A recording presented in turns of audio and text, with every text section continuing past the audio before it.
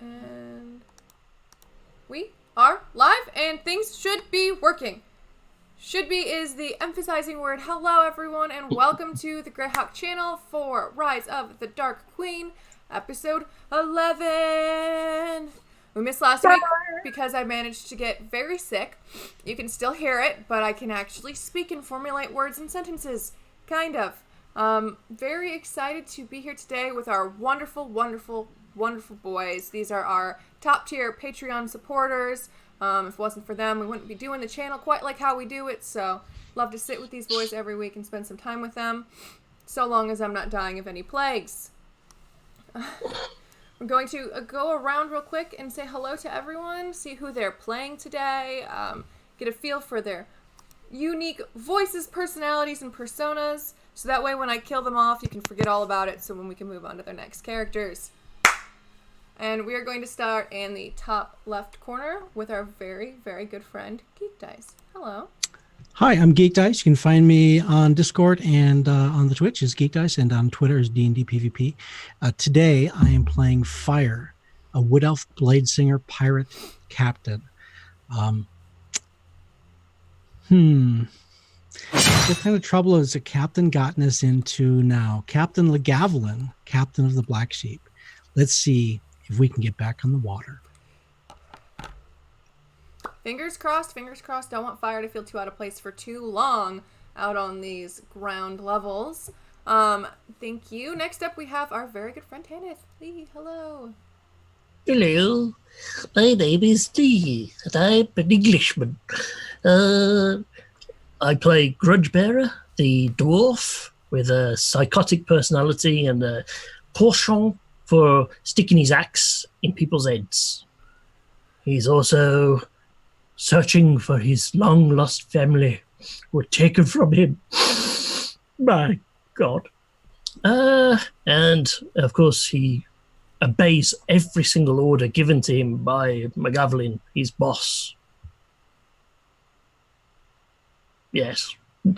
Possibly, anyway. I've never had a character that makes me more afraid for my NPCs. Ever. And I used to play with, like, my 13-year-old brothers. So I've never been more afraid for an NPC's life. Next up, we do have our good friend, Wu-Tang. Hello, good morning. Hi, everybody. I am Wu-Tang Piglet on the social media. Today, I am, as always, playing a cleric of the god of magic. His name is Bakab, also known as Bakab the Uncaring. My character is Legavelin Ip Ekbir, and he is a half-elf, and that's pretty much it. Not going any further with that. Never going any further than just the very basic information. And that's what we love about Legavelin, or Pendulum, depending on how well I'm willing to pronounce words. That's perfect. Perfect. That's honestly, if you ever hear me call you Pendulum, it's because like my brain can't form the proper synapses to say Legavelin. So I'll go Pendulum. So I'm glad for the nickname. And last but not least, no face today, but we do have his beautiful art of his beautiful character, our very good friend, Avatar. Hello, Avatar of Wrath here, across social media. Sometimes I stream, not very recently though. I'm playing Danloir Every, swashbuckler extraordinaire, buffoon of everybody's favorite caliber of jokester. Always trying to make a fool of himself. It's okay. We love him. He's fantastic. Everywhere he goes, he puts on a good show. So I'm very excited for it. We're going to quickly go over our wonderful sponsors. And then we have a special treat because I think I finally conned Lee into doing... Well, he said he'd do it. But I'm going to say conned because as the Dungeon Master, I feel obligated to. I've conned him to do the previously on for me because I'm lazy. And as a DM, you're allowed to be lazy. I do want to start off with our sponsors, thanking first and foremost our Patreon subscribers, Twitch subscribers, our supporters. If it wasn't for all of you, we wouldn't be playing here today. And, you know, I'm super grateful. Obviously, these are our top tier supporters, so it's really nice to come sit down with them. We're super grateful for everything everyone does in the channel, whether it's coming to say hi, throwing bits, subbing, cheering us on, contemplating who is dying. It's a lot of fun, so we're really grateful for everyone who comes to join us. Hi, Saverick. It's nice to see you. Hello. We do have special discount codes and goodies for our supporters, so if that's something you want to check out, make sure you subscribe to us. We have special discount codes for Cantrip Candles, the TTRPG candle company, with various themed candles with wonderful scents to make your dungeons smell like your dragons and all of your adventures to be super scentsy. We have special discount codes for them, as well as the Mistress of Maps herself, Devin Rue at ruinc.com. One of the most amazing cartographers probably in the entire universe. I haven't left Earth, so I'm not 100% certain if that's true or not, but because I have no other reference, I can say she's the best in the universe. So definitely go and check that out if that's something you're interested in. We are also sponsored by the wonderful Roll20.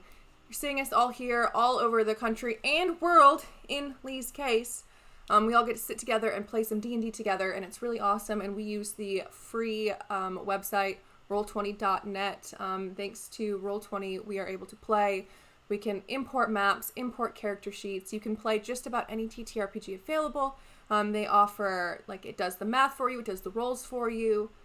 You can draw on the maps, you can add your monsters. There's an entire compendium for all of the D&D games as well as other systems. A whole marketplace where you can purchase certain things. It's absolutely wonderful. They have video and audio options.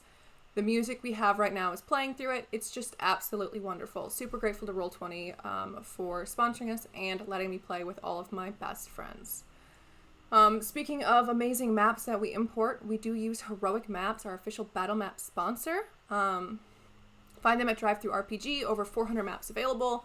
Some days I like to just sit and peruse their maps for a few hours and see, like, ooh, where can I take players next? They're absolutely stunning, super high quality. If you want to invoke awe, a sense of devastation, terror, excitement into your players, I definitely recommend Heroic Maps. Whether you're playing online or at home, they're really, really great. We are also supported by Tabletop Loot. They are our longest standing supporter of the channel. They've got some of the most amazing dice. If you like to roll dice in person, I definitely recommend checking them out. A great company, super kind folks. The dice is just awesome. Don't eat them though. I've been told by a lot of people you're not supposed to eat plastic dice. Still learning, clearly. But if you want to get 15% off on your order, head over to Tabletop Loot and put in coupon code Greyhawk, capital G, capital H. Thank you, Solace, for the bits. We love you so much. Hello, happy you're here. I think I did all the sponsors. Tell I'm so sick because I'm out of breath already for saying very few words, and I love to talk. But fortunately, I don't have to do the previously. So I'm going to take this mantle and pass it over to you, Lee. You can tell us what happened last time we played. Previously on the Black Sheep. Black Sheep, as always, had finished their quest to get the book from, oh God, what is it called? Uglatu. In which case we'd actually turned Uglotto, who was an ancient, what was it called? Oh, big slimy creature. Yes, Aboleth. Aboleth, into a goldfish. And we'd given that and our bags of holding off to our dark lady's in-betweener, and she'd buggered off with them. Which was fine, except that we now found ourselves at the mercy of the entire navy of somewhere. It doesn't really matter. And so this admiral boards our ship and tells us we've got to go to this town of his. Why? Because we have to, and they wouldn't let me kill him. Why does everyone do that to you? His head would have looked good on the bloody front of the ship. Anyway, so we ended up in this rather nice town. Grudge got its leg over with a large giantess. And while the others were drinking and singing in the bar, where they came across a small, sprightly sort of gal by the name of Nilly Belivar, or Bolivar. Now, she had a quest for them. What she wanted was a piece of, well, 2 boxes to be taken from her abode. It was a family estate up in the woods, just north of the town we were in. Being the lovely chaps we are, and not thinking about gold whatsoever, we said yes, we would go and collect it for her. So off we went, out into the wilds and to this old broken down manse, where we were set upon by 2 assassins, one drow, one human, who proceeded to stick both blades straight through our boss, Lagavlin, and kill him almost. Grudge and Fire proceeded to hack the 2 to death, while what can I say? Lagavlin sort of lay on the floor coughing his life out. We managed to kill them, and while searching the manse, we found a secret passage which led down into the depths. So down into the fruit cellar we went, not looking at the Necronomicon as we went down, and found 2 boxes. In 2 boxes, we picked up one of them, only to have the statues that are around us, one of them suddenly animated, and it had the cursed soul of Nilly Belivar's brother in it. We were able to not get killed by it, but we did say that we could maybe get the curse lifted on him. So we grabbed the boxes and we teleported back to the pub and gave everything over to Nilly Belivar, to which she suddenly changed a little bit, put on a tiara, which made her eyes go bright red, and she giggled at us in an evil way. And that, dear listener, is where we left off last time. There you go. Yes, that was perfect. That was excellent. Everyone said don't fuck up, and you definitely did not do it. Excellent. Super grateful. You can award yourself some inspiration for that. You probably won't need it, though. Let's be real. Yeah, because you're going to kill us. Right. You're not even going to have time for an extra roll. Maybe you can use it for a death save. Who knows? We are going to do... Because I love this audio clip, because I could listen to her voice every day of my life. We're going to kill that and see if I can make her... Oh, well, there we go. Welcome to the rise of the Dark Queen. Yes, excellent. Hopefully chat got to hear that. I could listen to Ellie's voice all day. I wish she would start recording audiobooks for me. Maybe I should commission her just to talk for a while. All day. Okay. Put that back over here. And we are all set to go. All right. So as Lee said last week, as they had returned these items for this mysterious Nilly Belivar, she opened up one of the chests, and as she did, thank you, Solace, a black smoke began to fill the air, and as she began to laugh, a very hearty, very kind of scary little hectic cackle, things began to grow very dark for the party.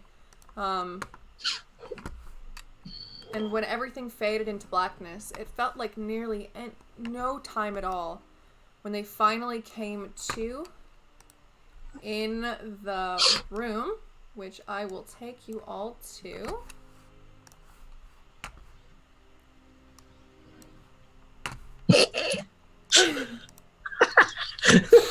Do you like that, Lee? Do you like that? Hold on, I'll scoot down. I did spend a lot of time in this room specifically. Uh, I was gonna add bloodstains, but I felt like that was too scary. yeah, the blood stains. I No think the bloodstains. shackles were fine. Yeah, the Broken bed was fine. Yeah. yeah, I felt like it was fitting. I had to put the larger room for you two because I feel like she would have had the larger room. But yeah, I wanted to work on the upstairs pretty hard to make sure it was very good. Thank you. But as you all begin to kind of regain consciousness on the floor, there seems to be some sort of puffs of smoke still hanging in the air, kind of like the smoking room at a restaurant. I don't know if they still have those, but I remember them distinctly. It's everything kind of hurts. Your chest feels tight. Exhaustion has like kind of waved over you. This unsettling feeling slowly begins to fade though as you come to. Nilly Belivar is nowhere to be seen.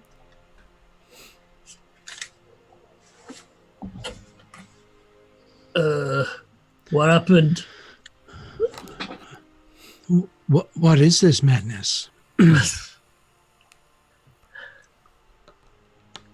you been smoking? Did Lagavulin spike our drinks again? Oh no, you're still clothed. That's true. Wait, are we? Everyone has pants on. Everything feels the exact same, except there is a large chest by the doorway. Ooh. Loot! Sorry. Grudge, if you'd be so kind. And Lagavulin motions to the chest. Grudge pops up, walks straight over and flips open the chest. So on top of the chest is a single note of paper. Do you look at it, or do you just flip that chest open? Grab the note, fling it back to Lagavulin. And I will hand it off to Dan Loire. Okay. Grudge, you can pop open that chest, and there is a lot of gold inside. She did say 1,000 gold for this deal, and it seems that she's been pretty good on her deal. Oh, gold. He's got gold. Oh, gold. Dan Loire will look over the note. Okay, and I will open it up to you. Show to everyone. All right. And it reads, dangerous missions paid in gold. From zealous beasts and tale of old. You helped me well for what it's worth, so enjoy your travels around O Earth. Here's the pay that I had told. Ooh. Oh, I like that. It's handwritten. The font feels a little strange.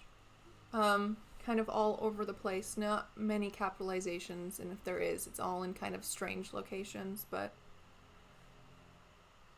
she seems to have left you a little poem. Hey, she paid us.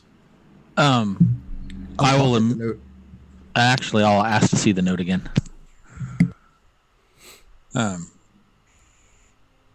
He holds it up and then puts it in his pocket. You're not sniffing it again, are you?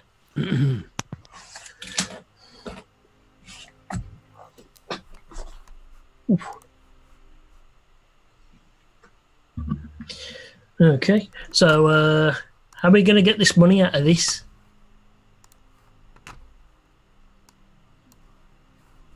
Guys? What? Don't you have a belt pouch? Yeah, but that's not... Isn't there a pillowcase? Yeah, we can take the pillowcase. Yeah. I'm not sure if it's going to be sturdy enough to carry 1,000 gold pieces, though. We could easily each carry 250 gold pieces. Yeah. So Okay. how big is 1,000 gold pieces? What is that? Is that like a gallon? Is that like the size of Grudge's head? Oi! I mean, it all fits in this chest, which is a relatively, I'd say it's a 3-foot chest by 3-foot chest, and it's kind of stacked up with gold. There is handles on either side if you're feeling brave enough to try and hoist this back. I'm sure no one will question you. I believe every 50 coins is a pound.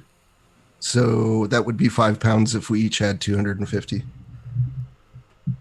Walk out of here like a Clint Eastwood movie. Ching, ching, ching, ching. Right. Do one of you just want to carry the chest? I'll grab the chest. Grudge is big enough to carry the whole thing. Yeah. Well, probably not big enough, but strong enough. Just because I love to do it. Just roll me a quick strength check. You've had a very busy time. Ooh. And I wouldn't really consider this being passed out thing as a rest. Because you were knocked out and it was not a restful slumber. So you do still have 1 point of exhaustion. Oh, we do still have the level of exhaustion. Yeah, that's why I had you roll, because I had a feeling that even Roll20 knew how tired you were. Grudge goes to pick up this chest, and he's still walking a little bow-legged as he reaches down to pick it up, and it goes over his chest and then back down immediately, like a deadlift. Nah, I'm not picking that up. My back. Oh, my back. Oh, my aching back.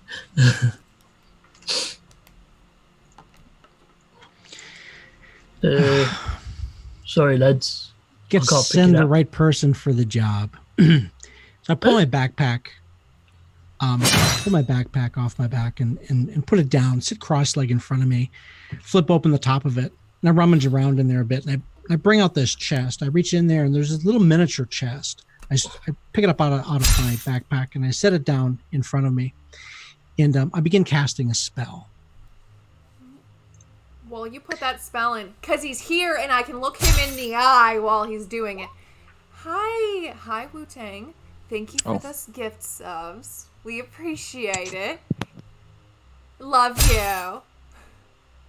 God, he's such a suck-up. I know. Just wants extra favor. So what this is, this small chest, it's about 9 inches wide and maybe 6 by 6.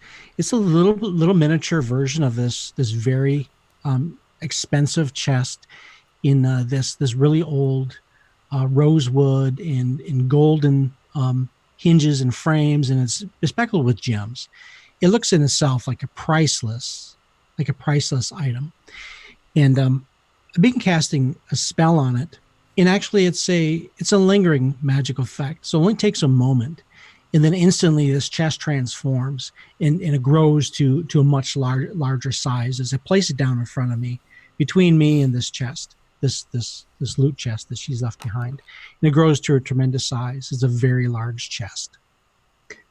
My friends have seen this before. This is in essence an extra-dimensional space. It is an easy way to carry loot. And on occasion, I'll bring this out when we want to make away with the goods. Very good. So you're going to load everything into there? Yes. Don't worry, boys. The girl will handle it. Ooh.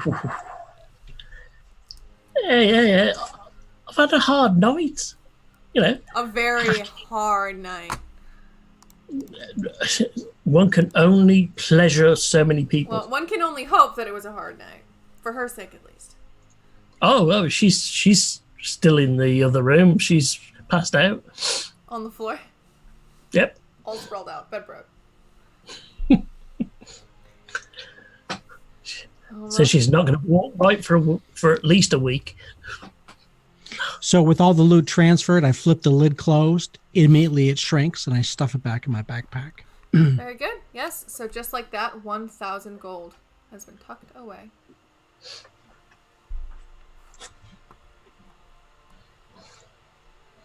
Okay. Thank you very much. Make our way downstairs? I grab the note as Pendulum turns it over and looks at it again. And I say, right there, there's a code. Off me. Yeah, there's everyone's a pawing the note. There's a code right there. It says Azure. You see that? I think it's That's a what I hint. was looking for.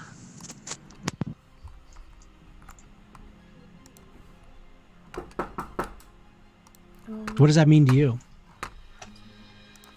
Come in. Back to the Azure Sea. Quite possibly. Hopefully, our DM will give us a chance to do a perception check or insight check. But she's kind of cagey. She may not. Would you like to do on the note we're doing? Absolutely. Yes, give me an insight check, whoever wants to kind of really go over this note. I didn't realize I gave it up. Oh, did you not give it up? Well, It was taken from him. I figured when Lagavelin gave it to me for no reason that meant that it was mine now. So that's why I flashed it in front of his face and then I put it back away. What one was a little symbol above your head said AFK, and we just looted it from you. Well, I guess that's up to you, James. James, did they get a hold of your note?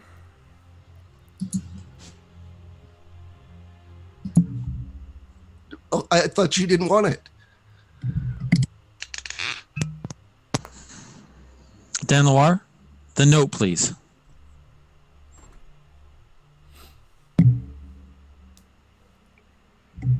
I don't know if Why do you want my note? Your note. Oi! Nobody else even knew who she was. Dick. Doesn't even have an autograph on it. I love that. He's like, it's mine. Less than 3.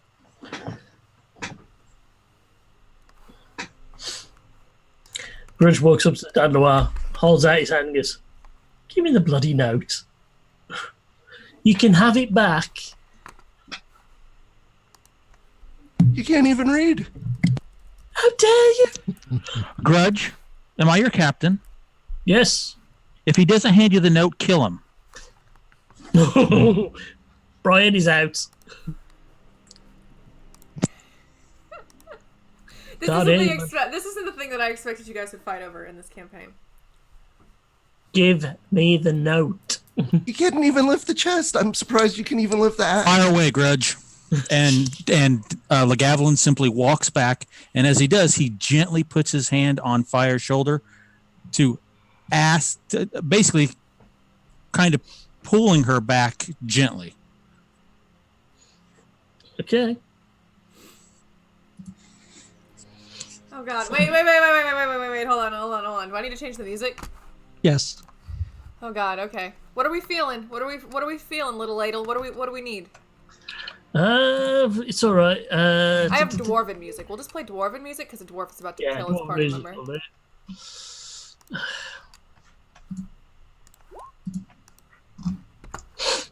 That's my fist. All right. Does a 22 hit Dan Loire?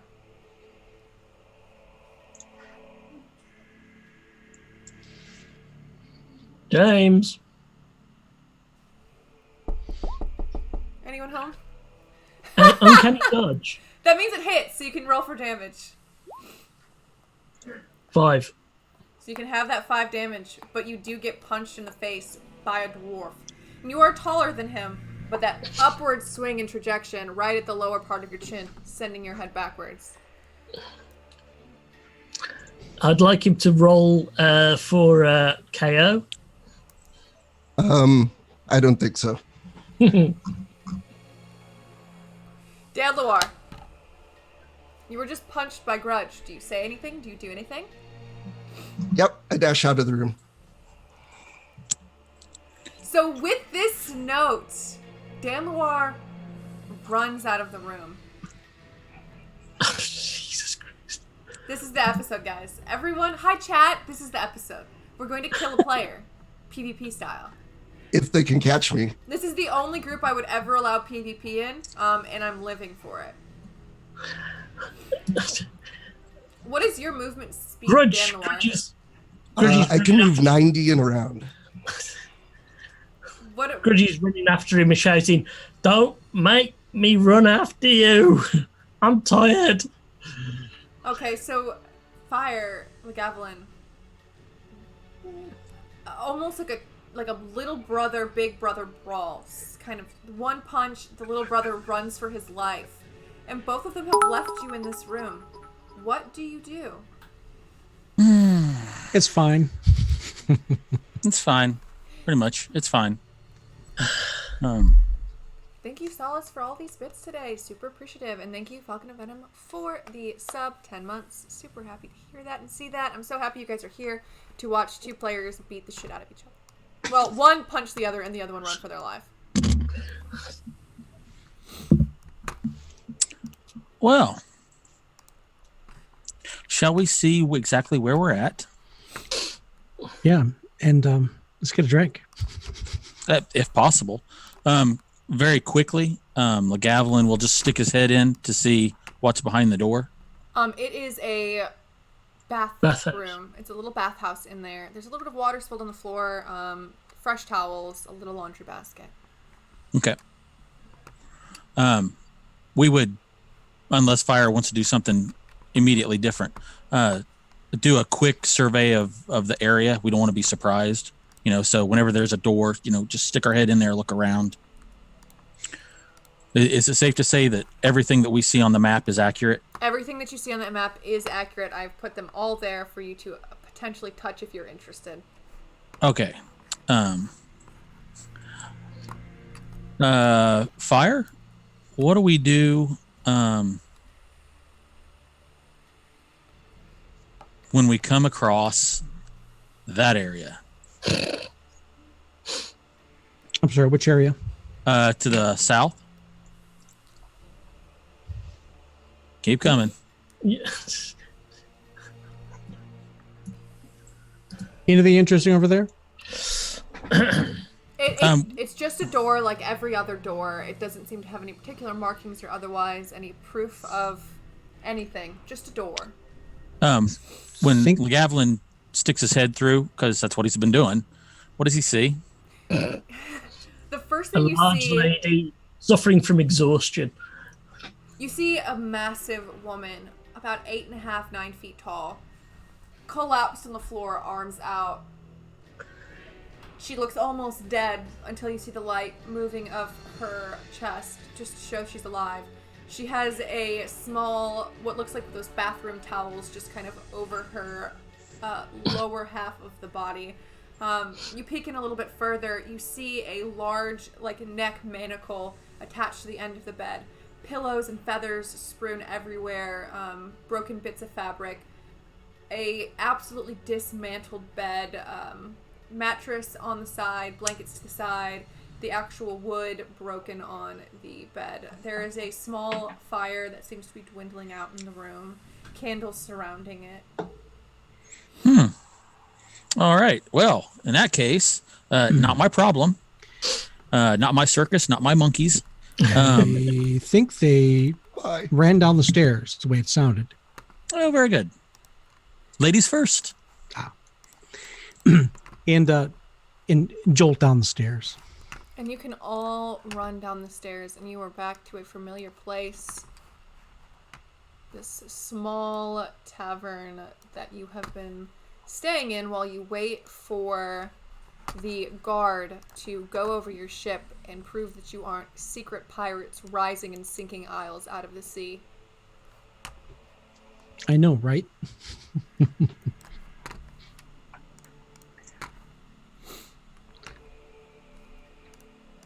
Don't believe I'm having to do this to you. Where do you go, Danlor? Because I do say you have enough time to make this kind of split decision on somewhere to maybe hide, because you move so much quicker than Grudge. Yeah, he'll head outside, go downstairs, out the front door, and then he'll go find somewhere to hide, because now it's hide and seek.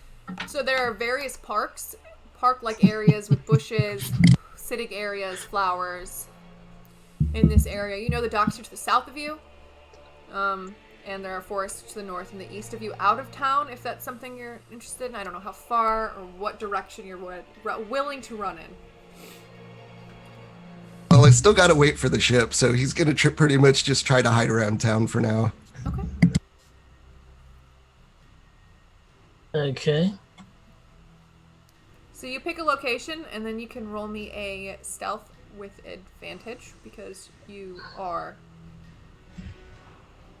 at the advantage here.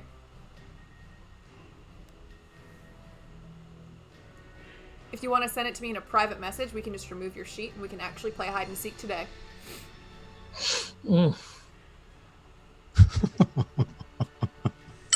I will sit here and play hide and seek with you. If you just send me a private message on Zoom, and then I'll remove your character for a moment, and you can just tell me where you want to go.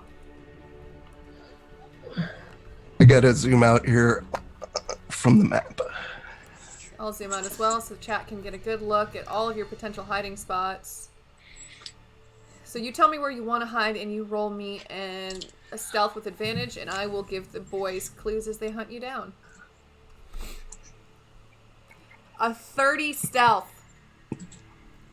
Jesus. Okay. And this is, again, chat, this is for a note. A quickly scrawled note on what looks like something that was just kind of torn, like a poster, the back of a poster that was just torn from the wall and written, scribbled on quickly. Danloir is hiding and seeking for this note. Okay, Grudge hits the bottom of the stairs, looks around and He's not in here from what you see.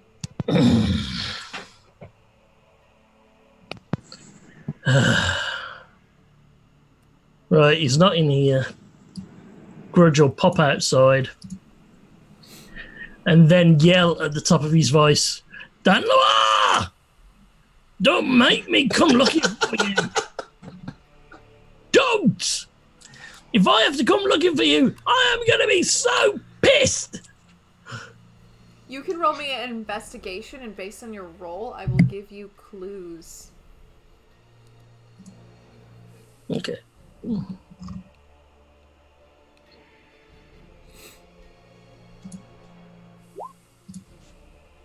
12. Okay, so with a 12.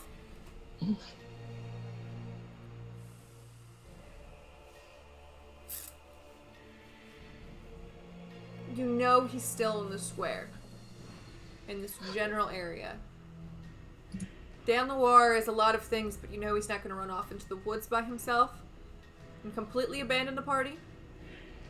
So you know he's somewhere in the general vicinity of this map. Okay, Grudge is going to walk up here, grab hold of this woman and go, excuse me, you didn't see a swatty little get of a person, an elf, half elf, run past here, clutching a note as if it was his lover's note. By any chance? And this woman is in the midst of, you know, reading a book when you pull her up and she slams her book shut. No, sir. I've just been enjoying a good book today. Have you lost? Yeah, that one's really absorbent. I've used it before. Excuse me. And as you walk away, she's just like... And what is our boss doing at this moment? Lagavulin? Yes, what are the two captains up to? When you go down the stairs, neither of them are in there. Lagavulin will try to get his character on there first. Hold on here. He will let out an exasperated sigh, roll his eyes, go over to the bar, and order a drink and see what's on the menu to eat. Okay. So it's the same woman who was there in the morning. In the afternoon. Just kind of milling around, cleaning off tables. And she will approach you with a drink, and as she does, she'll slide a menu your way. And it's a paper menu that just has It's just breakfast over it. Listing various species of animals that have eggs, to the questionable, from chickens to like ostriches to lizard folk, question mark? And then various sausages of meats that go from things like pigs to cows to maybe more humanoid form. I think we'll go with some pretty light fare. Just a nice glass of morning wine and perhaps some basic bacon and eggs type fare. And she looks almost disappointed as you seem more and she'll say it too. She goes, "Oh, interesting meal for someone who seems so worldly. We have these options for like travelers, but that's fine. And she'll kind of walk away. Was there anything you would like, dear?" And she looks to Fire. It's already started. It's going to be another day. Brandy, make it a double. Of course. Would you like any breads at least with it? Toast? Sure, whatever. Yes, a loaf of bread would be lovely. Wonderful. Brandy in the morning? Oh, goodness. And she'll kind of walk off and get your meals ready.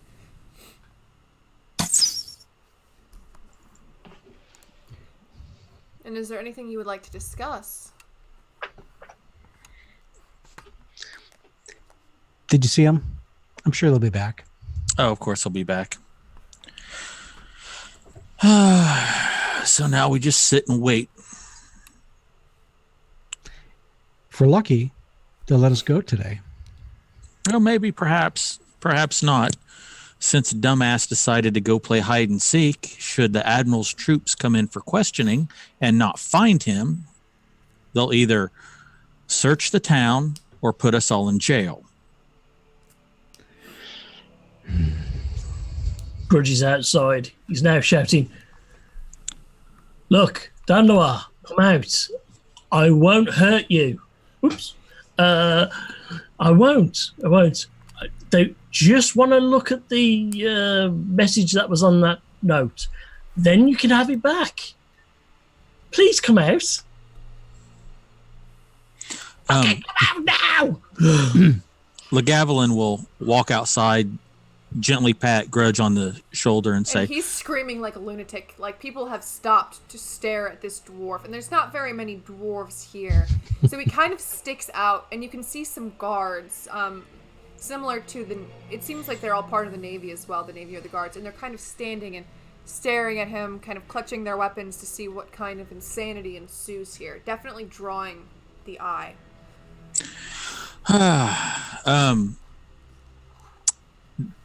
Legavelin will again ask Grudge to come inside, and then we'll just wait for Dan Loire to come inside. I'd offer reward, but no sense in wasting good money. We'll just wait for him to come back. Okay. Grudge's eyes twitching a little bit. He's swearing under his breath in Dwarvish. Baruch Nachal, Machal, Nekai. Oh my. Do you talk to your mother with that mouth? And so while it's still fun while he's out there yelling and I think he's chasing me, it probably gets boring a little while later. It gets very boring as things kind That's not fun. you hear them talking and you can hear them saying, "We're going inside." And they do, and there's no yelling, there's no shouting, there's no hoopla anymore, and for about 5 or 6 minutes you sit in kind of silence, like a kid playing hide and go seek with their parents just to find out that their parents were using this as an excuse to like have a glass of wine. By the way, as soon as he comes back and he sleeps that night, he's going to wake up with a new tattoo on his arse. Can't wait to see the rolls for that one. Do we ask? I guess we'll find out when it happens, won't we? Brian's Beach. The littlest ladle. Never gonna happen. Grudge will mosey up to the bar and say, "What have you got?" I'll have lizard man eggs on halfling toast with, I don't know, half a bucket of whale sputum. And she kind of just nods her head a little funny and goes and prepares your meal. It looks the exact same as McGavilin's meal, so it makes you wonder really whether this menu is just superfluous and exciting for no reason when they only serve one kind of breakfast. But she goes, here it is. Here's your lizard man eggs on your halfling toast and the everything you wanted. The whale sputum. And she pulls out a bottle of a, like, it seems like a rum of sorts, and she sets it down in front of you. It's about half full, but it's a bottle. The half giant lady, she did purchase this for the both of yous, but I don't think she's coming down, so. No, you won't be seeing her for the rest of the day. Takes a big chug from it. Ah, lovely.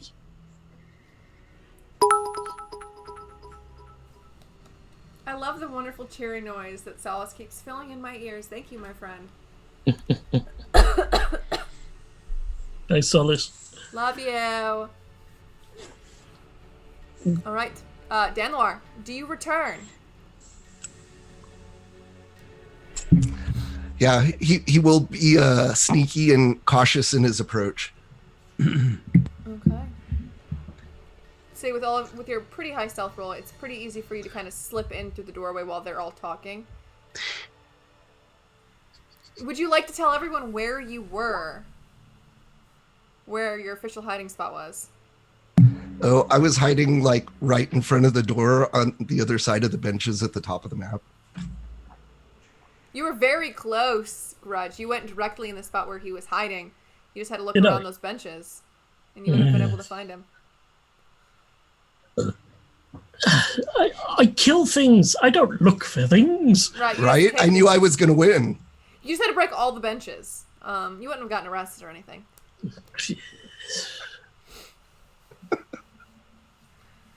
Child. But you can place yourself in the inn at Dan Noir, wherever you want to slide in.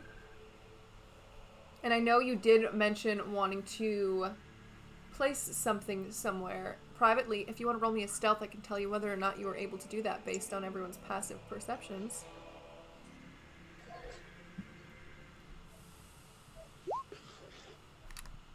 Did you send it to me? Oh, I had it. It had a whisper to you. That's so okay. I think you're the only one that saw it. That's okay. It was a 27 stealth. So with everyone's passive perceptions, you were able to do that. Excellent. And then like a couple of minutes, he waits a little longer, and then he like kind of like wanders through the crowd and then comes and sits back down next to everyone at the bar. Do you sit next to Fire or Grudge? It's important for me to know this. Fire. Smart man. Because otherwise I'd have done the Hulk versus Loki. You could have taken his skull and just smashed it right at the edge of the bar. Yep. Are you done? Are you perfectly done? Well, I'm done. Yeah. Now that I hid the note.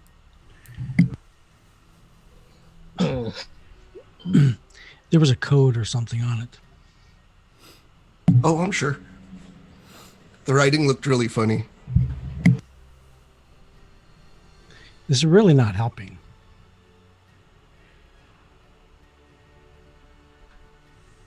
I'm glad you're enjoying yourself. Well, there's really not much to do in this town. Can I please tattoo him now, sir? Fire away. Dude, what were you thinking? Where's the note? You still have it with you? Well, no, I got bored, so then I decided that it'd be more fun if I hid it. So I put it somewhere safe. I should not let my players do what they want. Well, I'm just saying, don't get all handsy with me next time. Next time, hand it over when we ask.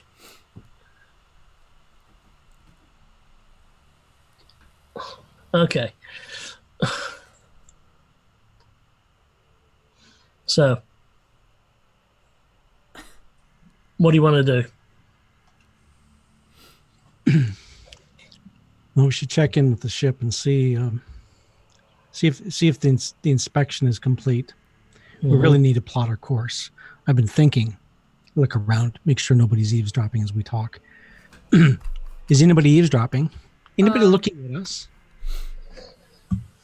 There seems to be 2 elven women here who are kind of just leaning against like a small table without any chairs, and they're kind of peering over in your area only because there's a lot of hoopla and noise coming from the party.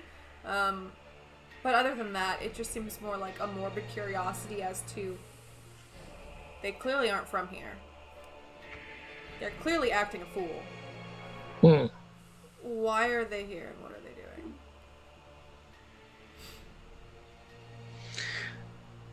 doing?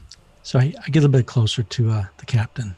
Considering our approach, do we go all the way around to the city of Iron Gate, or do we approach from the north? Save a fair bit of time. Bronze Gate. I think we can navigate the river. Our draw is shallow enough we can navigate the river, pass at Bronze Gate. We can make our way from the north to the Free City.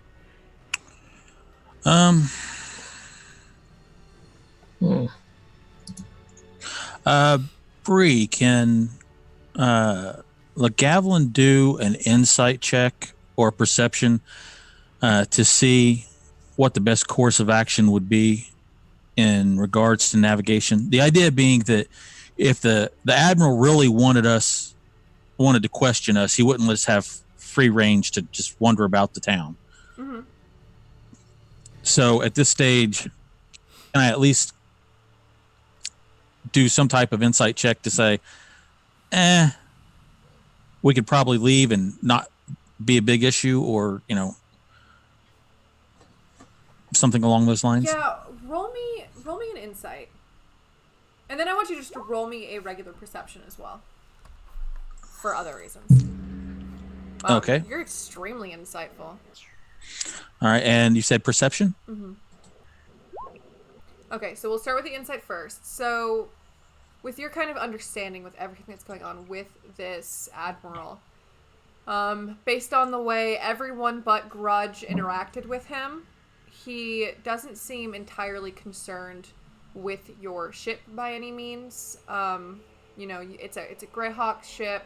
It's very up to snuff. It doesn't look pirated. It doesn't look damaged in a way that looks like it was stolen by pirates or commandeered. If anything, you guys just look like mercenaries on a ship doing trade. So you don't think you'll have any trouble getting your ship back so long as you don't have any hidden bits and baubles that might sway them. But you all made it very clear that you didn't, so you have no concern on that front. So you think whatever decision you do make, you don't have to worry about the Admiral at any time, really. And as soon as they're done with it, you'll probably be able to get your answer with that. The perception check, though, is you do, as you're kind of sitting and talking with Fire, you kind of move, and you hear something kind of crinkle in your pocket.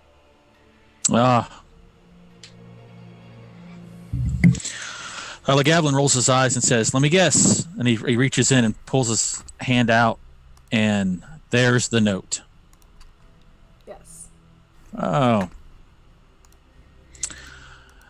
He shows it to Captain Fire, and we start looking at to see if there's any type of code that we can either immediately recognize, or if it's a code we know that's there, we'll try to decipher it on the ship.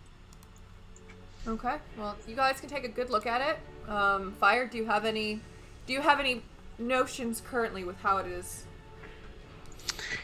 Well, I'm just looking at capitalization of the letters, and I think there's definitely something there. So I'll look at the font, turn it over, see if there's anything else, any other subtle or hidden marks. Analyze it closely. Okay. You can roll me an investigation or an insight. We can do that. Okay, so with an investigation of 12, it looks like from what you can tell, there are two separate fonts. There's the main font, and then there is some cursive writing in there. You do notice that there is capitalization that does spell out, as you said, Azure. And also, it says the word help. Azure, help. Whatever could that mean?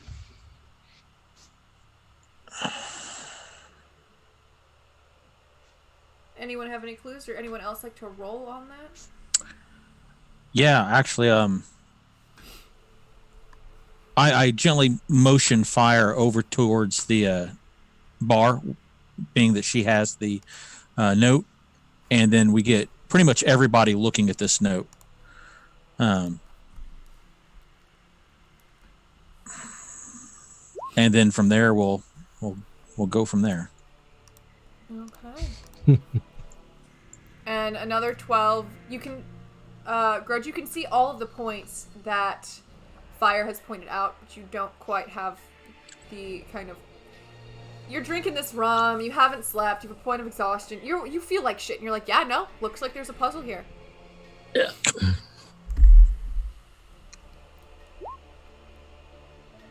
17 investigation. Very good. With a You see that, Danny? You see that? When you investigate this note, Dan Noir, it seems that there are two different points. Help in the cursive like that seems kind of like a call for help, but it seems separate from the Azure. So it's not help Azure or Azure help. They seem like two different clue points. You do know that you are close to the Azure Sea. So perhaps it's a location and a request. But as it's just an investigation, you don't know why Nilly would have asked for that.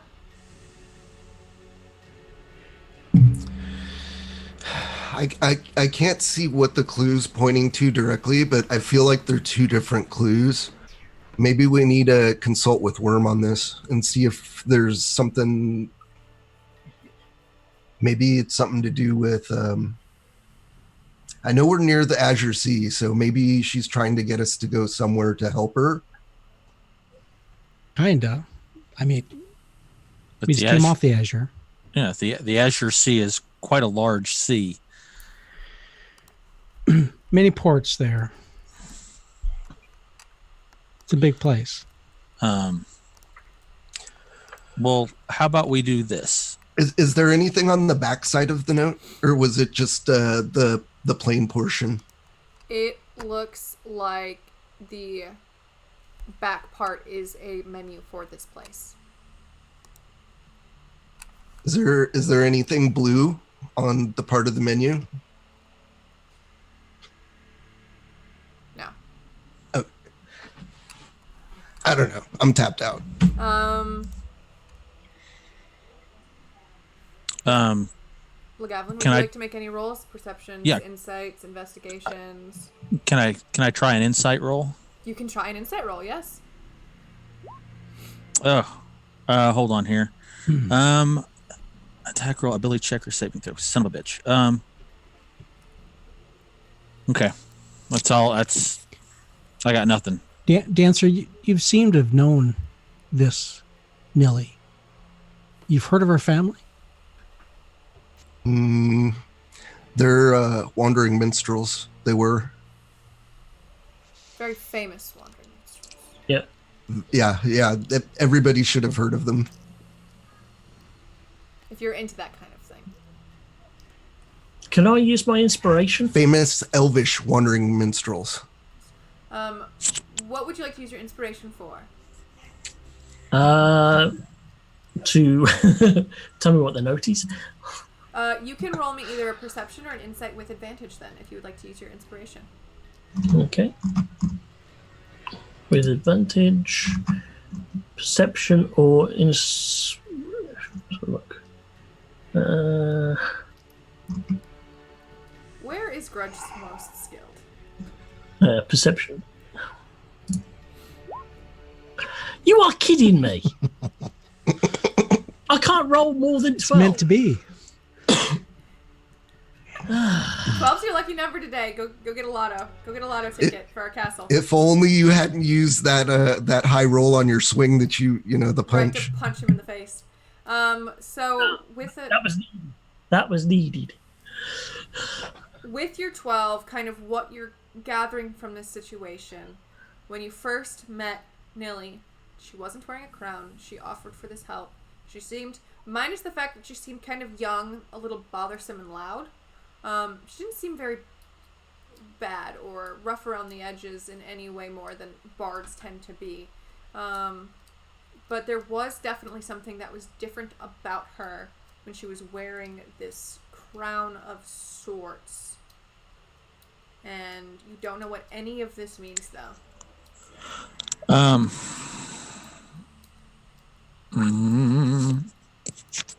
Nothing. Never mind.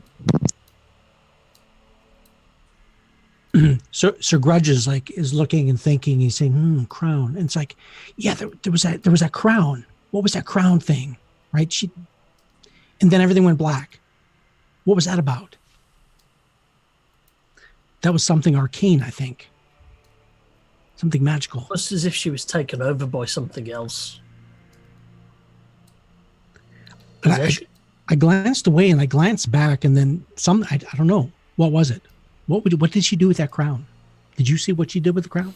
Well, she took that thing out of the box, put it in the crown, and as soon as she put the crown on, it was like she was a different person. I mean, her eyes turned red. Perhaps she is possessed. Exactly. You do remember that the item that she did take out of the box was a black stone. How big was it? Did we see it? That How big was it? About yay big. And maybe my memory's just not coming back to me, and because it was just a moment, right? And everything went black. So quick, and you did immediately pass out. So, and it wasn't a restful pass out. It was I passed out. So what kind of magic could that have been? I think about that. I ponder my arcane studies. Do I know what kind of magic that might have been? Roll me an Arcana. Lots of rolls today. Heavy rolls for clues. Ooh, nice one. That's a very good roll. Minus all of Danloar's stealth and one good punch is their highest roll today. So you and I've watched the previous episodes, but I can't remember off the top of my head how much information you have on this, but you're a very intelligent, magical woman, and you do know that when it comes to magical items, when it comes to things like magical black stones, you think of a very particular set of magical black stones. 333 of them seem to exist. Yeah, and the boys had told me about that. I didn't see the stones they'd used for the portal, the plinth stones, but they talked about the plinth stones. Was that what it looked like? It looked like it was that kind of size, like they described? Worm had been on that mission. Yes, I believe it is something that would sound familiar, these black stones. You aren't sure whether it's those black stones, other ones, but you know that the way it kind of sounds, it sounds like an item for something far more sinister. Oh.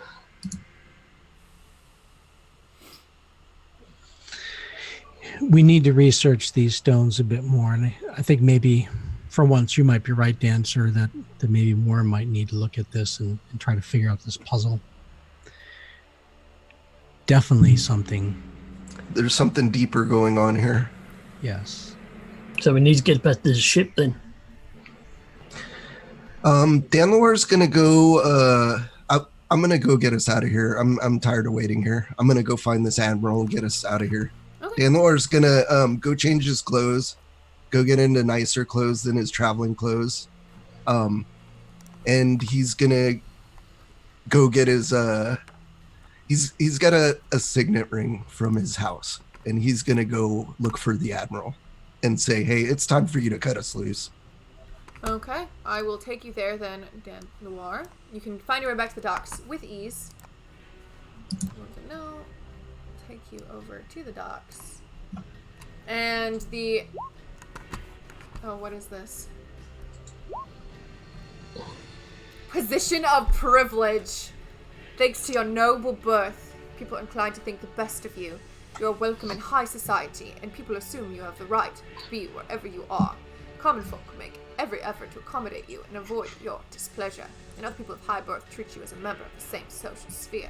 Alright, so it's a very... Oh, and a mock of rank.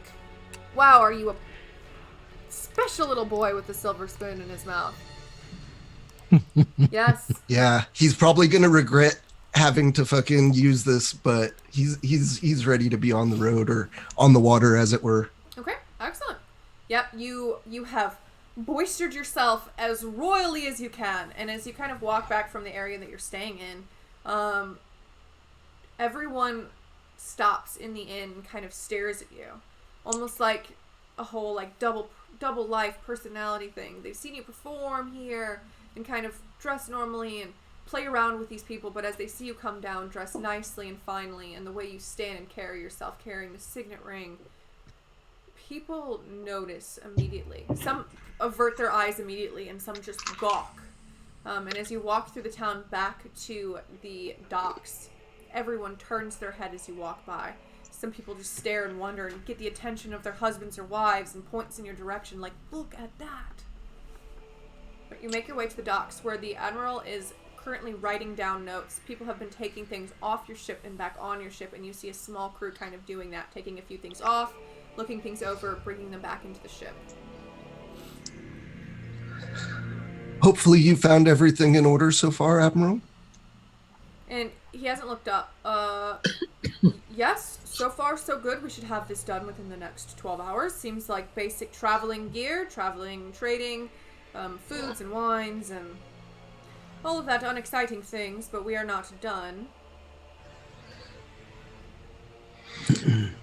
If it's no bother, would I be able to imposition you enough to ask, could you hurry this along? I'd like to leave today.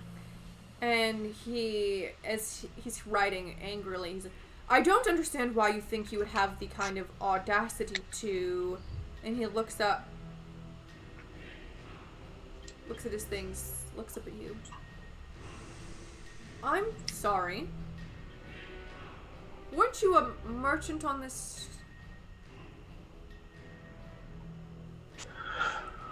Well, you see, when I travel, I feel like it's best if I keep low-key.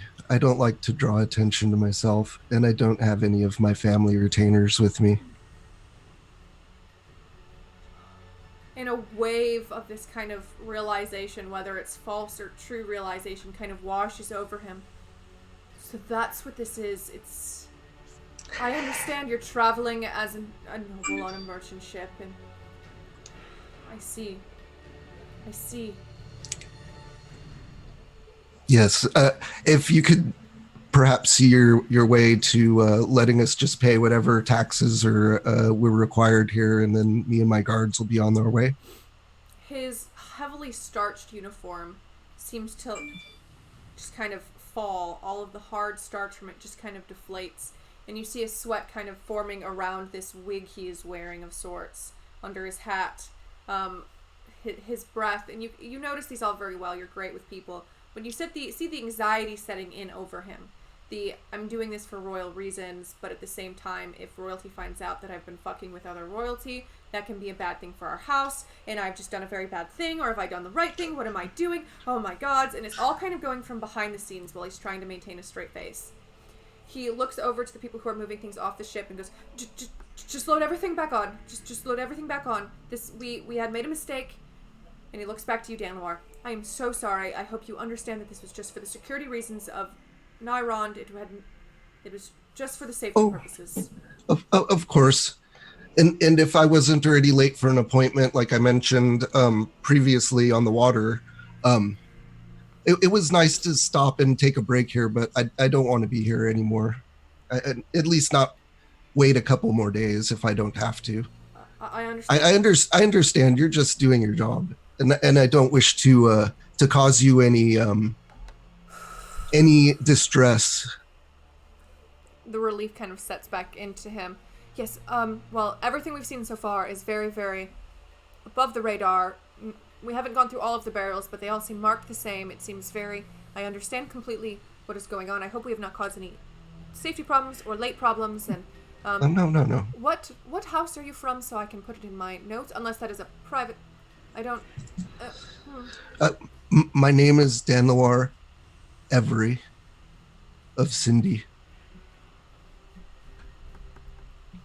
Yes, my lord. I am very sorry once again. We will have this taken care of. Your things are being loaded now if you would like to get the rest of your guard, I'm assuming. Back to the ship.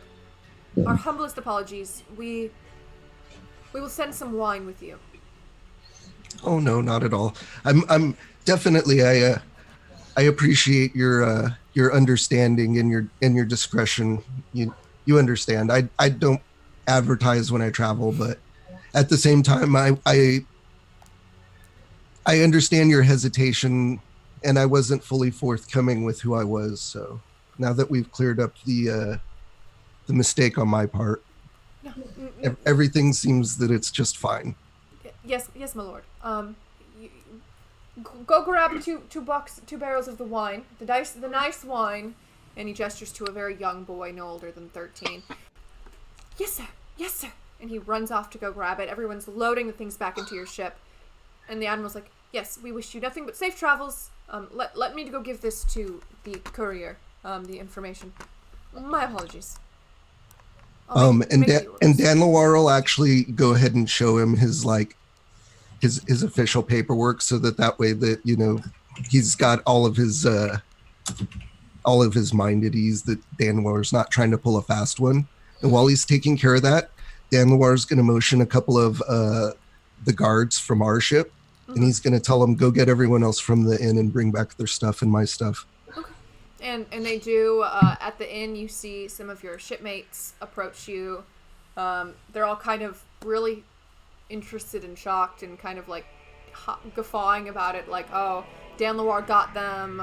Ship's all loaded up. Should have seen the face of that admiral. Looked terrified. We're all good to go. And they start to go up and load your things back to the ship for you. If you would like to head to your ship, gentlemen. Stroll aboard, carrying a half bottle of brandy. And you can take that half bottle of brandy. I'm going to move our map back over to your ship, as it is something you can load back into.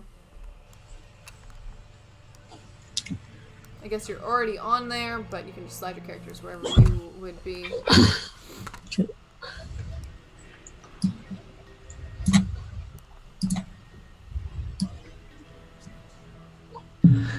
And Dan Loire just lounge there on the bench.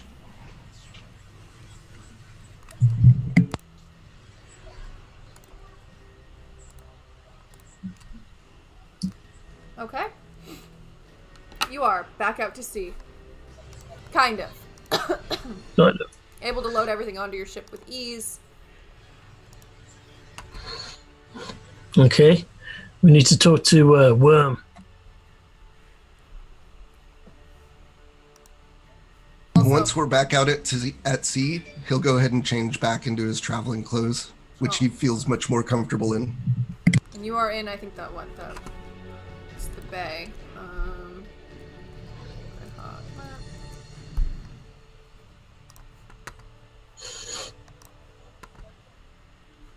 The Raymore Bay, I believe you are in right now. Yes. North of the Azure Sea. Or actually, I think it's east of the Azure Sea. Yeah, northeastern to the Azure Sea, because it goes down that one and the Sea of Garnet? Garnet? Is that what it says? I'm looking at the map as we speak. Yep, Sea of Garnet. Yep, so it's the Raymore Bay and the Sea of Garnet kind of go down into the Azure Sea. But you were able to get back into the bay. It seems that there are a few of the royal ships, and they kind of moved off to make space for your ship to get through.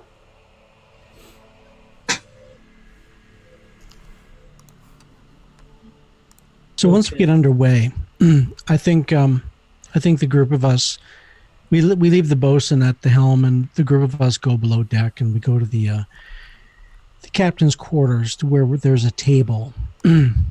We know we need to get in touch with Greyhawk. This is something we do on a regular basis, perhaps every other night while we're underway. We reach back to the rest of our crew, who now, of course, have their headquarters in the Vulgar Unicorn, a inn and tavern in the city of Greyhawk. Yes. Currently there, among others, is Worm, the archivist and wizard. Awesome. So on a regular basis, I'm sorry, go ahead. I was just say before we contact Worm, I would like to try to cast enhance ability on Fire and give her a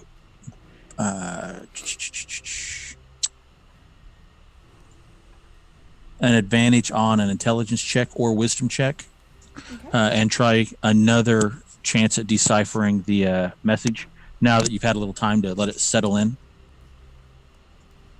And then maybe we can contact Worm if that doesn't work. I see. So that would give me advantage, I guess, huh? Mm-hmm. Awesome. So I will do investigation at advantage, and I will leverage my elven accuracy. Outstanding.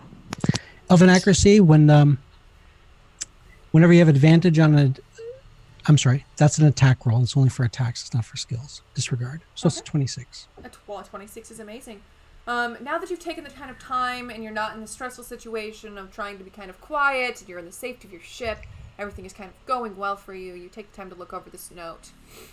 And the way it's written and kind of the actual main handwriting that it is written in seems almost pained and struggled. Almost like there's a fight within with the like kind of sprawling of the freehand writing.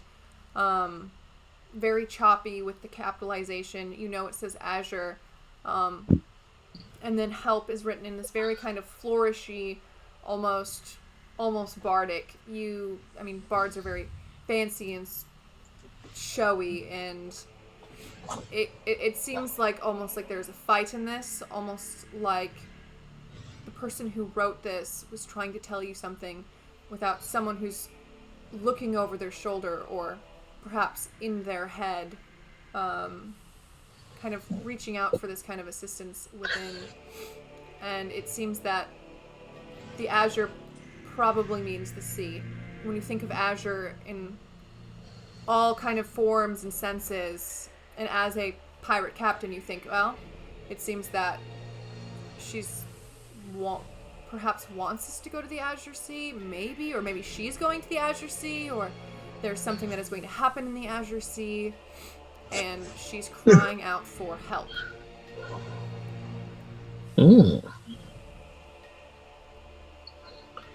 So she wants us to go to the Azure Sea and help her. Azure Sea is a big place, boss.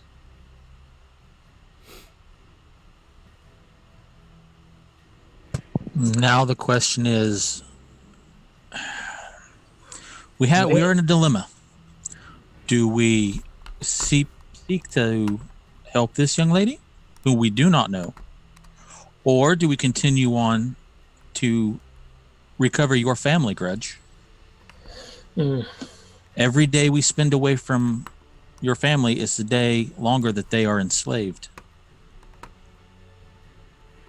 This is your call. It is your decision. I will stand by it.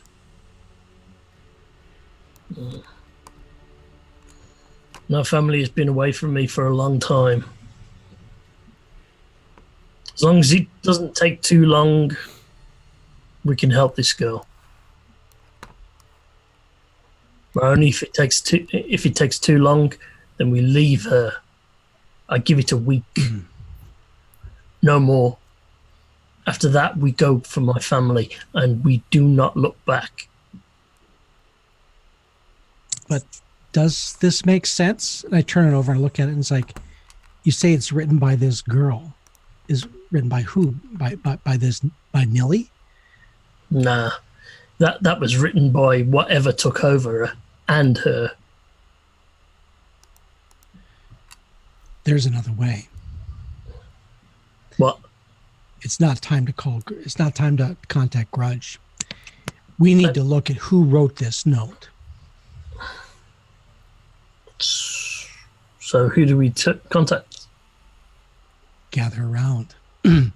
For my belt, I bring out this elaborate diamond encrusted silvered mirror. And I put it in front of us on the table. We're in the captain's quarters here. And I put it on the table. I lean it up against a mug. And we all kind of like are gathered around looking at this mirror. And I begin casting a spell. It's an elaborate spell. I love elaborate spells. It takes me a long time to cast this. It takes 10 minutes. It's an incantation that evokes both Sylvan and Draconic languages. As slowly I draw us into the mirror as we look beyond. We look to focus on who had drafted this message, who had written this note. We focus on the note as we cast Scrying. I'll give you a moment to read the wall of text. Okay, and I'm going to read it out loud for chat because I'm sure chat doesn't want to read a wall of text either. You can see and hear a particular creature you choose that is on the same plane of existence as you. Target must make a wisdom saving throw, which is modified by how well you know the target and the sort of physical connection you have to it. If a target knows you're casting the spell, it can fail the saving throw voluntarily if it wants to be observed. Knowledge save modifier, second hand, first hand. And it gets a penalty if I've got a possession. Mm-hmm. I've got a possession. I've got something that it is touched. Yes. So do you see them presently, or do you see them in the moment that it was written? I think I'd want to see them presently. I want to see who they are and where they are. I'd hope that we can kind of spy them. So, as you peer into this strange little mirror, I will adjust from my shanty music that I've recently added to this because I felt like we didn't have enough shanty music. It's hello, it's me. I love shanty music, and we can never have enough. It was oddly appropriate.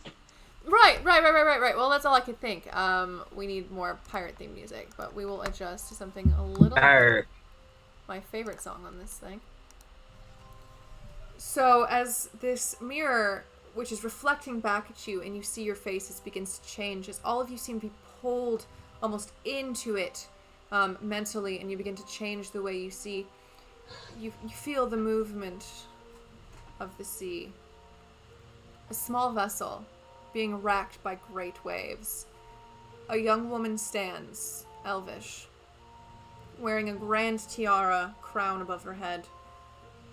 Multiple stones on there, one glowing and pulsating, almost like it is alive itself, a red gem to the left. And in the center is a black stone. One eye red, one eye brown, and the brown eye has tears pouring from it as her hands are raised and a strange arcane energy is kind of flowing around her. She seems to be at water. She does not seem to be at ease. Not fully.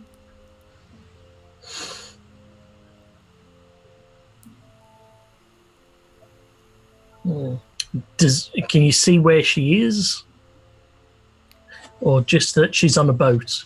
She's at a boat at sea. Like you see no land masses around you. It is ocean all over. We can see and hear through the sensor as if we're actually there. The sensor moves with the target remaining within 10 feet. And it lasts while we concentrate for up to 10 minutes. So I look around. Is she deep in the ocean or at the sea, or is she along a shore? She seems deep at sea. And I consider where the sun is in the sky for her compared to where it is for us. And from that, I'm hoping to gauge some distance. She Good call, Captain. Good call. I'll use my sextant if I have to. With all of these kind of tools you're using, and you're frantically like kind of writing down notes as you're looking around through it in real life land, your hand, you can feel it moving as you're looking around. She seems to be to the southwest of you, maybe 5-6 hours ahead, traveling south, maybe just entering into the larger body of water with nothing nearby. She has 2 crewmates, both dressed in black robes, and you cannot see their face. I laugh out loud. Captain, do you want to visit her ship? I think it would be a delightful excursion. Everyone gather close. Oh, goodness. Oh, here we go, lads. Where's Dancer? Jesus, can't leave him for a minute.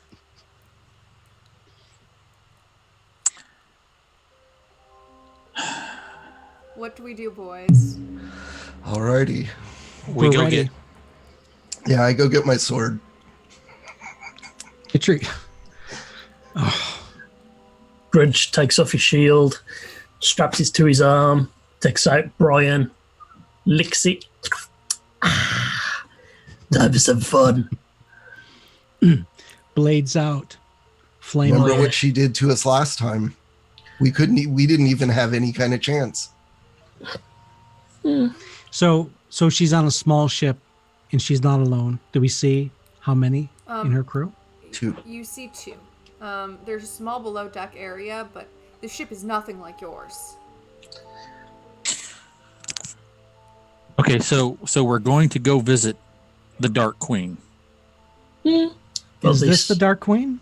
Is it the Dark Queen? I don't think it is. She's not our employer. This is All right. just some girl who's been Yeah, captured this is by Nilly. some. Okay, all right. So making sure. All right. But I look from face to face. We're doing this, right? Oh yeah. I'm gonna make sure that I'm going after one of those guys in the black first. And boss, try not to get killed this time, please. I will try. Anything you want to cast on us before we go? Yeah. First, I will take a piece of the table and hand to Fire, so that if we need to teleport back, she's got a piece of the table. No, we already have that. Okay.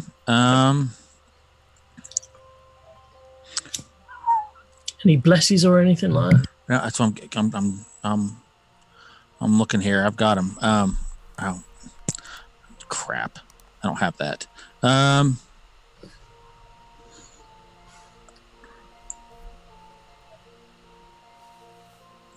Also, can remember, cast. you haven't rested.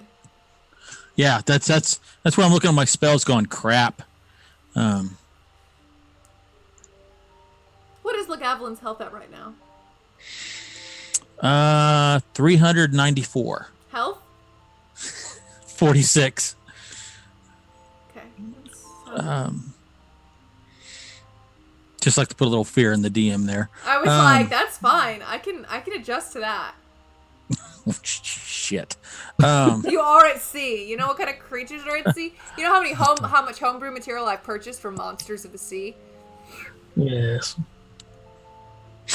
Yeah. There. Right now, I've got very little in ways of spells for that. Sorry. Okay. You sure you want to go now?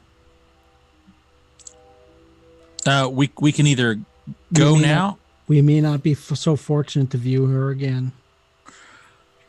Fortune favors the bold. Uh-oh. That was perfectly timed. That's destiny calling. Let's go. All right. Sorry. Seeing everybody is ready. I again look face to face, and then in just a thought, the group of us, we begin to shimmer, and there's a pop as we disappear off the deck of the ship. We teleport using the helm of teleportation, and we teleport to her vessel. Now we wait as the DM frantically goes, okay. No, it's fine. I don't have to make a map for anything anymore. I'll just move you to the roll screen and I'll describe it. Now, Do you realize how scary that'd be to be a guard on that ship, and then all of a sudden there's a very angry dwarf just pops into reality? It's like, you're fucked, and just chops him in half. Yeah. God. So, as you phase out of existence, and this is a feeling it's very familiar to all of you. You've traveled by this way multiple times. You know how it works, you know how it feels. But as you put your feet on solid ground on this ship, the water is extremely rocky, and it's hard to tell if it's because this is a small ship or if it's because the water is just bad. It begins to hit you that you've entered a storm of sorts. And the sky has begun during this short amount of time from when you've peered into this looking glass to in the sea where she is, and Grudge, as soon as you land, you hit the ground running, and you swipe at one of these men in the black robes, and you cleave him immediately with no preparation, from shoulder to rib cage, right through, and as he slides and falls to the ground, Caranil Belivar turns to look at you.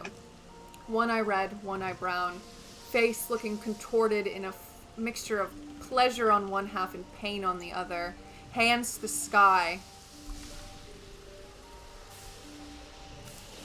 You're too late. And as she says that, a large wave comes over the ship as the ship begins to turn sideways. Yeah, bugger. That is where we will take our short break. We're going to take a quick break, everyone. Kind of let the boys stew in this, the decisions that they've made. We'll come right back. When we do, one of the boys will roll a D100 for me.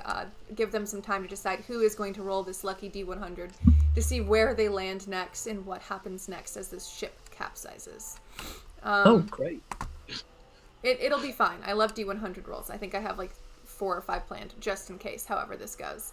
But we will be back in a few short moments, refill our drinks, run to the restroom, all sorts of stuff, get a snack. Y'all do the same, and we will see you in just a second. All right. See you. It's all gonna die. All gonna die.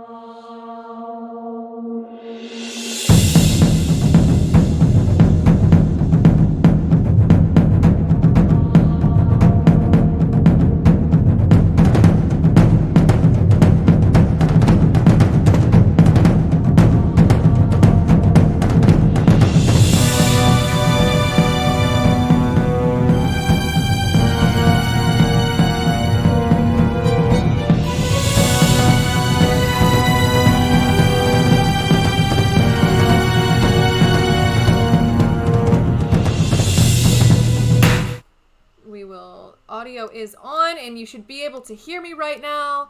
Hello, hello. We are back from break. Water's refilled, coffee's made, washroom trips taken. We are ready to cry. We are ready to die.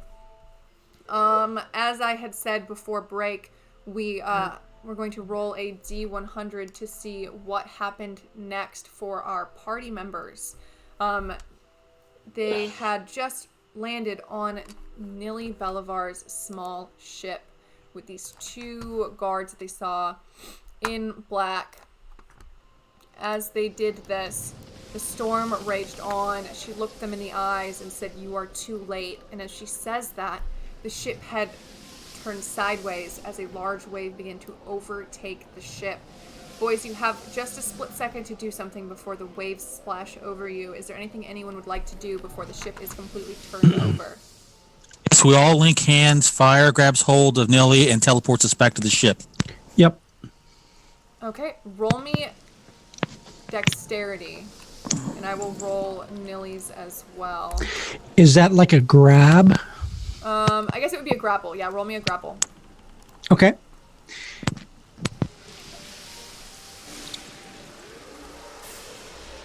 Well, I'm thinking that'd be like Dex with my proficiency bonus, right?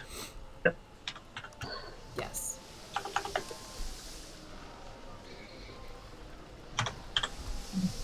All the grabbiness. Channel your Liam Neeson and go, "Come here, you wee harlot." Big grab.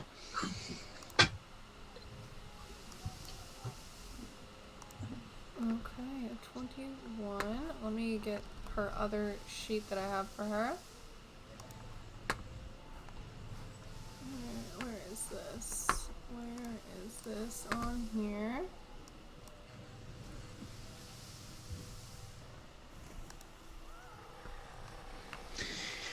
With as many of us as that is, I think that's called a glomp. I think we're glomping her. You're glomping her? Yep. Okay, so the rolls, where is... I have to organize it because when Shane made all of these enemies and everything, it's all in one list from the very beginning, and he doesn't have them all sectioned off, and I haven't taken the time to do it. So I'm like looking around for the... Okay, there she is. The overtaken Nili Belivar.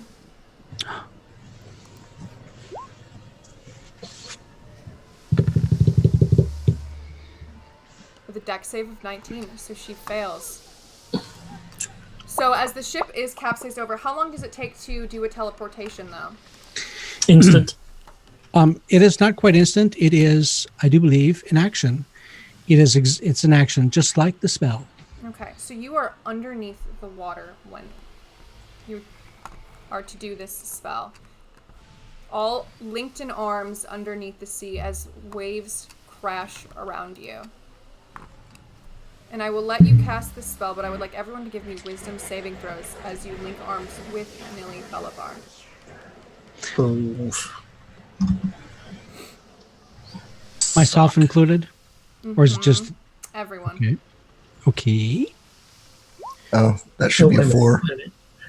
I've got to redo mine because I got it at disadvantage for some reason. Well, you are at disadvantage, so you're taking the 6. I'm giving you that 6. Okay. So as you link arms with Nili Belivar, the only person who succeeds is Lagavulin. Everyone else, your eyes are filled with darkness. You see not the sea where you're trying to hold your breath, but you can feel the water beginning to fill your lungs as you gasp out. You feel chains spreading over your chest, over your legs, over your face, and it is pulling you lower into sea. And you begin to kind of grab out for air and for freedom. And Lagavulin, you are conscious. Nili has not gone anywhere as you kind of look at everyone, kind of clawing and grasping, and they're taking breaths underneath the water.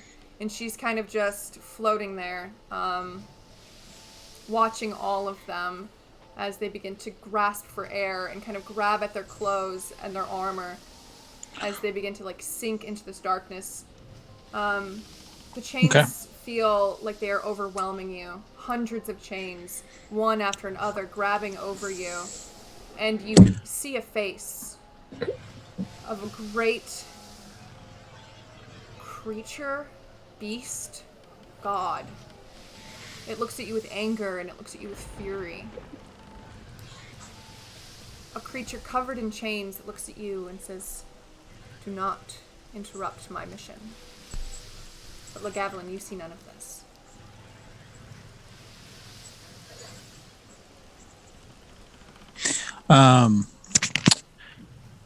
As an action, if I may, You may. I will cast water breathing on all my party members. Everybody within, I believe it's 30 feet. So everybody can breathe, no panicking. They can breathe, but they are still panicking. It's just they're not drowning anymore. Okay, so what I'm about to say is purely for cinematics. That's bullshit. They shouldn't be panicking. They can breathe. They can breathe, but you don't see. You don't see what they see. That you don't understand it actually, Lagavulin, because the way they're clutching at their chest and their neck, you would think that they're still drowning, but you can see the way that the air bubbles are forming and entering their body. You can tell they are breathing underwater safely, but they're still reacting almost if they're suffocating. Right. That's all I got right now. I mean, I can't do anything till next turn. I mean, you're not in a turn order. But Nelly does look at you. Okay. And What was that? what was Okay. that? What did you hear? I don't know. Echo chamber. Yeah. Then, as a move action, I will grab hold of Fire and Nilly. Mm-hmm. Oh, this is gonna suck a It lot. is, especially because I have a few reactions. Oh man. Okay, describe exactly where Lagavulin is to everybody, because this is really important. So your party members are sinking. Okay. Nilly is where the ship capsized, and with the way the waves are crashing into your panicked party members, they begin to kind of move and sway around you. Fire is still close enough to grab, but you'd have to like kind of swim down a little bit to grab her. Okay.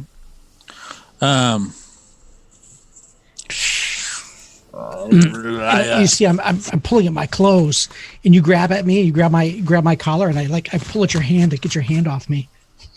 It's worse than a panicked person drowning. This is like 10th level panic. Right. I will grab Fire as best I can. Who is the nearest party member? And hold on. My move action will be to swim towards Fire, but as my action, well, I don't even have that down. I'm really screwed here. Yeah, I'm going to swim to get to. How about snatching the crown off her head? Yeah, I'll try that. I'll try to rip that thing off her head.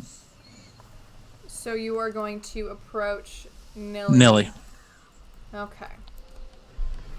So you can approach her, and she's kind of still swimming at you, and she's kind of moving her hands to try and like kind of keep you away as you're coming closer. And you reach for her crown. I would like you to either roll me a dex or a strength to grab it. Oh. Okay. We will definitely roll a strength then. But I will like to use my luck roll and spend a point for a reroll of an attack or ability check. So let's try that again. Yes. Much better. And she will make a dex saving throw in return.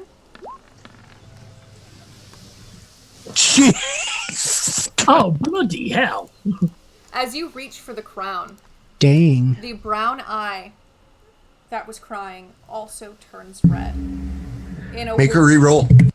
A wave of water pushes against you, pushing you back 5 feet. And as it does, water begins to spin around her.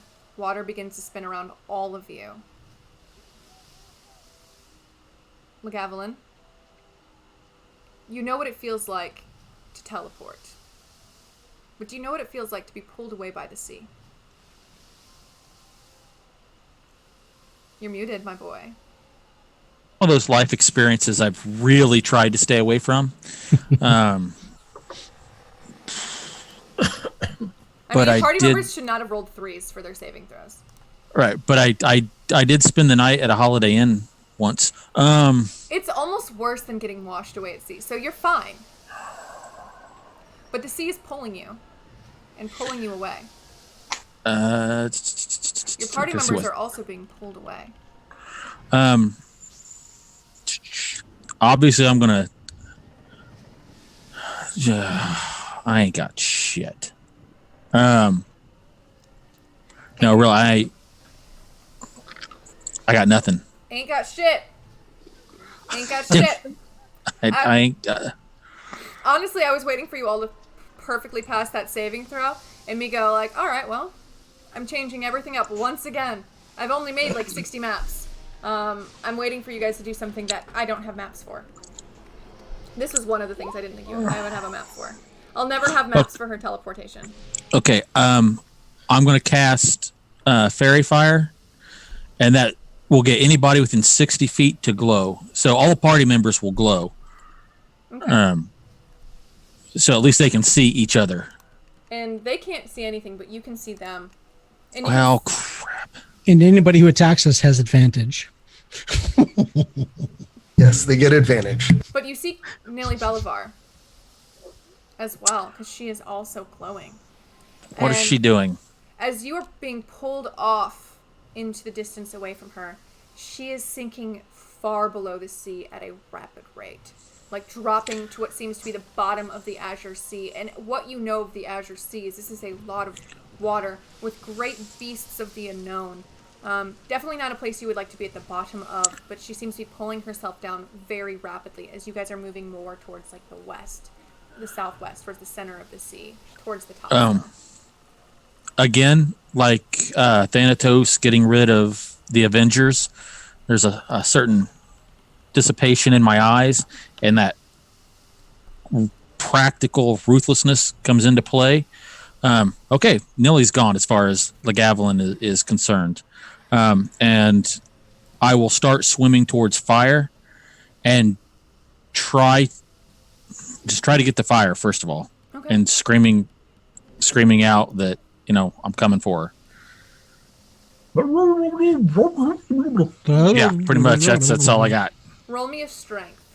And this will be a big tell whether you pass or succeed as to what happens next. Oh, great. And it's a pretty high DC because you're being pulled by a current of water. Okay, not a problem. Because I will once again use a luck point. I hope you crit fail this. Thanks, Bree. Appreciate that. Love you too. Oh, But you 22. But you don't. And you push against this wave, and it is exhausting you. Painfully exhausting you. You do get 1 point of exhaustion as you grab on to fire. It's okay, because it was either that or you passed out immediately. Oh, great. Then I just drown you all at sea. TPK. But you grab... It happens. You grab onto Fire, who's being pulled away, and you see the other two being pulled farther behind you as you're kind of clutching to Fire, being pulled away. And you're able to kind of slap at her, kind of yoink at her hair, pull at her backpacks and everything, and trying to get her to understand as to where she is. And Fire can make another wisdom saving throw at advantage. He's going to roll a 1. 22. Nice. So What's happening? Where did Being- you go? I Legavlin will scream out, "She's gone. She's drowned. We got to get the rest of our crew. They're glowing." And then we'll point. Who's closer, Dan Loire Dan Loire or Grudge? Grudge is. Dan Loire is very far back. He's not a very big man. Very light and being pulled by the currents quickly. Yeah, we'll have to get. Go ahead. I say you are still all being kind of moved in this direction that she kind of thrusted you in. But he's going at a rate far quicker.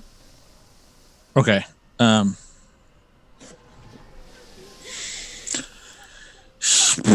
Okay, Fire. You're the captain. You're the ocean is not Legavlin's strong point. Also, can you speak underwater with this? Shane had us doing it. I don't know. Yeah, that's a good question. If Shane let you talk underwater, I'll let you talk underwater. That's fine. He did, but I mean, it doesn't say yay or nay in the description. It just says we can breathe. So I would assume, at your call. She says yes. I'd say with how you guys are clinging to one another, you can hear each other. You're not at a distance trying to shout through the sea. Because it's a deafening, fill your ears kind of thing. You can hear shouting from underwater, so you can hear each other. A little fuzzy, few words are off, but you can hear each other. Hold on tight. And you see I begin casting a spell. My hands wave around and there's a spiral of light. It's a very familiar spell. They've seen it many times before. Suddenly I shape change. I change into the form of a giant shark. And I pause for a moment floating. And and it's like, grab on. The water got warmer for just a second. Yeah, you have seen her cast this spell, but there is a base feeling within your body, Legavlin, of, well, now there is a massive shark next to me. It's spooky. Water might get in for a second. Been near a shark in real life. Hope never to be near one ever again. Yeah. Okay, I try to hang on to. Grab something. I'll grab your top fin, your dorsal fin. And then I begin swimming towards Dancer and towards Grudge. And I'm going to open my mouth. And I'm going to try not to bite them. So you open your large jaw. And it's hard to see as you are a shark and where your eyes are kind of placed. And when you open your jaw, your eyes kind of do that thing where they flip shut as sharks just naturally do. But you feel something hit the teeth. First you feel the back blade of a sharp object, perhaps a weapon, clank onto your tooth. And I guess, knowing that I'm probably going to hurt somebody, I guess I'm just trying to get close to them and maybe Pendulum can do something, can grab them. Well, I mean, Grudge will fit into your mouth with the armor that he's wearing. It'll feel uncomfortable for you, but the way it all clanks together, you definitely know this is Grudge's body as it kind of gets lodged in between your teeth. Gross. It almost feels kind of like, you know how they say, like, when it comes to light bulbs, you can put it in your mouth, but you can't take it out. It's kind of what it feels like with your jaw, the way it's, like, pulled in. Also, if you didn't know that fact, if you put a light bulb in your mouth, the only way to get it out is to chomp down on it. Hey, Geek Dice. Just so you know, Grudge is inside you. Grudge has been in a lot of things the past 24 hours. Oh, well, it's not the worst thing I've ever done. I've been on an 1830s holiday. Oof. So how does he respond to that now that he's being gingerly held within razor-sharp teeth? Grudge, you can make another wisdom saving throw at advantage. Okay.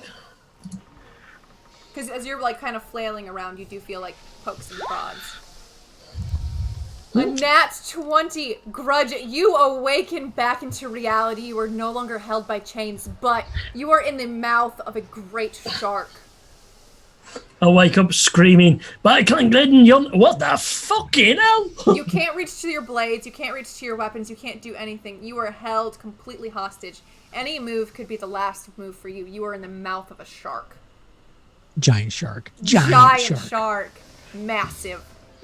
Is that baby shark? Baby shark? No. Yeah, you're at, like, Grandpa Shark. Does it go that far? I don't know. I don't want to know. All I know is that I curl up into a ball and I'm going, there's no place like home. There's no place like home. But as you look out, you do see Dan Loire in the distance and this creature moving at a rapid pace in his direction. You do also see this, as well as you, Lagavulin. Fire does not see this as shark eyes, but you do see, at the speed you are all moving in this direction, a landmass that Dan Loire is kind of shirking towards, being thrown in the direction towards a small landmass. As soon as we get near it, I'll reach out and grab Dan Loire. Okay. You can kind of take Dan Loire into your arms, and as you do, you can squeeze him, and Dan Loire, you can make a wisdom saving throw advantage. I shall squeeze him and hug him and I Big shall ladle, little ladle. He's evolved to like middle ladle. Ah, yes. Dan Loire, A 6? you feel arms around you, but what you don't feel arms, you feel chains getting tighter and tighter, and you flail, and as you flail, Grudge gets kind of poked and prodded into these teeth. Fire, you feel the pain of this axe kind of driving into the lower part of your jaw. Lagavulin, you have no idea what is going on from, like, snout to, I don't know what they're called. I mean, nose to jaw? I don't know. Shark mouth. You can't see what's going on in there, but you can kind of see the way that Fire kind of jerks as this axe kind of pierces in to her mouth. But you do see a landmass up ahead. Being that we can talk, I'm screaming to Dan Loire that everything's going to be okay, and that it's fire. Yeah, fire's cast a spell. Don't panic. Just go for the ride. Dan Loire in a hug and I'm going, And he Yeah. can't hear any of it. He is just flailing for his life. oh, I'll restrain him. And you can hold him pretty close as this kind of axe lowers the force. But as you swim to try and find a place to remove them from your mouth hole, you are Mouth hole. Mouth hole. you are feet away from crashing into this kind of rock formation. Lagavulin, do you warn Fire before she crashes? Absolutely. So what is this? This is below water. We see like an The rising outcropping. of a landmass, like an island of A sorts. rising of a landmass. Yeah. It's rising. Not It's- rising, but like the you can see like Oh, We're seeing the cliffs and the shelf of the Gotcha. island. island. Gotcha. Yes. Those are the words I'm trying to. I said superfluous. It was the only big word I had today. It was a good word. I love that word. But There she goes, Moby Dick. Yeah, if he's able to guide me, I definitely I'm trying to. I want to get to safety. Again, I think that's my intent, is to get to safety. If that translates through the shark brain to my action, I'd want to get these people to safety. okay. So I will move you over to a location. You were able to get them onto a small isle of sorts to kind of get your bearings and perhaps teleport safely back to your ship as your plan was. I will take you there, and I have already placed you where you will land. And sweep. And thank you, Misty21, for the sub. Misty, thank you so much. We love you, Misty. Misty, the great. All right, let's take you all to maps. There's a fly in my room fighting with me. You are on a small island next to a slightly larger but still small island when you were able to go. When you transform back into a human, your friends are no longer, well, an elf. Your friends are no longer in your mouth, but kind of floating alongside of you. And with Grudge and Lagavulin, you were able to get Dan Loire Ooh, to shore. ooh. Yes. Who gets to slap Dan Loire back to his senses? I feel like Grudge always has that kind of right. Or you could just let him sleep. But if you smack him a few good times, Dan Loire, you come to. You're soaking wet, covered in seawater. You don't know how it happened. The last thing you remember is the ship tipping, and now you are awake on an island. And he tries to cough up the half of the ocean that he swallowed. You did swallow a good bit of ocean there for a minute before you were cast water breathing, so you can spit that out, sputter that out. What you see across the way is a fortress of sorts, and what seems to be a pirate ship. It has pirate markings on it. You hear voices of people moving around. Do I recognize the pirate markings? You... Being a seasoned pirate captain Yes. of the Azure Sea. Yes. This is the flag of the Crimson Fleet. Their home port is in Scuttle Cove. It does not seem like a very large ship. It does not look like one of their main fleet. It just seems like a small group, perhaps, of this pirate fleet, which is it is a medium fleet, pretty decently sized. You know that the Crimson Fleet attracts all manners of cutthroats and mutineers and disaffected captains. It's very mismatched. Just about any pirate can join this group. So who's their captain? Do I know their captain? Their main captain? Yes, you would. I know. Look it up real quick. But when it comes to each individual fleet, when it comes to this ship specifically, you would not know who is in charge of this specific ship. Okay. So this ship in itself doesn't stand out as something that I recognize. No, this one does not look like one you recognize. You know members of them such as Captain Harless Javel. And that is who you know as like one of the leaders of it, of one of the larger ships. Cool, thanks. Also, I do have to point out, two of you do have points of exhaustion. If this is a good place for you to pass out, or if you would like to travel home. Yeah, so what is our current, I guess, what time of day is it here? And it sounds like there's a big storm that's still hitting us. Yes, it is still kind of, the waves are very harsh, but the actual rain and storming has kind of stopped. It just seems kind of like the sea itself is trying to calm itself at this point. But you do not think that the rain is too bad. It looks about 5 or 6 p.m.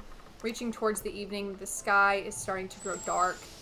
You have plenty of cover by these trees. It doesn't seem that anyone has noticed you approach, but you do just hear the voices of pirates in their little stronghold with whatever treasures they may or may not have. Burge picks up a pebble, chucks it to fire. We can come back if we need to. Yeah. Everybody, stay low. Are we okay? We safe? Saw something nasty. When we touched the girl, saw this thing covered in chains reaching out to us and saying, "Do not disturb my minion." And I would like to question the DM on this. I believe Danloar's seen this person before. You have. Yeah, Danloar is like that's them. Yeah, with the shutter, I look at Dancer and you can see that I'm ready to hurl, empty my stomach. Just speechless, absolutely just speechless from what we saw. So that's the chain god then. Don't say it. Don't say anything. Ah, I'm a dwarf. I don't believe in your gods. And unfortunately, it was here before even Clangeddon. How dare you? So, do I know from my pirate lore? Does the Crimson Fleet have its home? You said it's in Scuttle Cove. Is Scuttle Cove in this area? Is it on the Azure, on Relmore Bay? It is in the Pirate Isles, which I believe is... Is that quite some distance? It is some distance away. So if anything, this is not their what I know as their home base. It would probably be something in your mind as a pirate. You would know it's probably a place where, like, while they're in the Azure Isles doing things, perhaps there's like a hidden spot that they found, a small island where they can store bounties, kind of go over things, a place to rest that isn't very visible, something that probably most people would not find unless an angry elven woman controlled by an evil deity would send you. You know, right? So it probably just has hidden bounties, people resting, moving cargo. It'd be interesting to scout this location, Lagavulin, but I think now is not the time. I think... Should we return? Oh, most certainly. I could do with a sleep before we go looking for booty. So I take note of this pebble and I put it into a pocket. I've got a particular pocket I put my new pebbles when I have a new pebble. Because later, I've got this habit, and people see me fiddling with my pebbles. I get this pouch, and they all have wax paper, and they've got symbols scribbled on them, and they're wrapped in wax paper and twine. And then on occasion, I'll bring out different pebbles and contemplate the places that we might teleport. But for now, I tuck it in my front little penny pocket, and I know that later I need to label it. Very good. And with that, I bring out the tack. Tack is removed from the wheel of the ship, of the Green Turtle. It's one of the metal fasteners from the wheel. And with that, we all huddle together, shivering in the rain, in the wind, and we teleport back to our vessel. And back to the vessel you go. You are back below deck in your meeting area where you were. All huddled together, wet, cold, a little nauseous and afraid. Lagavulin, kind of confused. Where you are in this sea, the water is calm still. This area does not seem as affected. But you are back in your ship, safe. Lagavulin looks... Go ahead. That's twice we've faced her, and twice she's manhandled all four of us like we were nothing. Indeed, I am of the opinion that we should stay away from her at all costs. We're not ready yet. No.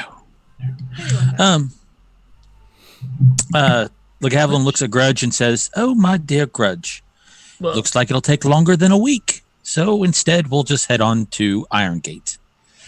yes. And just thinking, if we do pass, if we do, see her again, she'd make quite a trophy for our queen.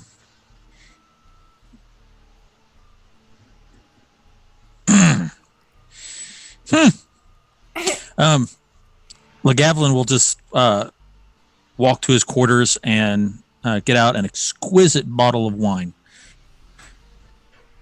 and start pouring a drink for each of the black sheep. And while Lagavulin is away pouring, you hear clapping from atop the ship. A golf clap of sorts. It echoes almost through magical means as someone kind of claps, almost disinterestedly, from atop the ship. Not good. And the war will go check. And Dan Loire, let me add the character. I have to search through. We will remove these extra versions of your sweet friends. They are not with you. You see one very, very familiar face that you just love to see. Where is she? All right. Her name starts with a V. I know. I'm looking through alphabetical, and she is leaning against the side of this crossbow, and that's where you could hear the clapping.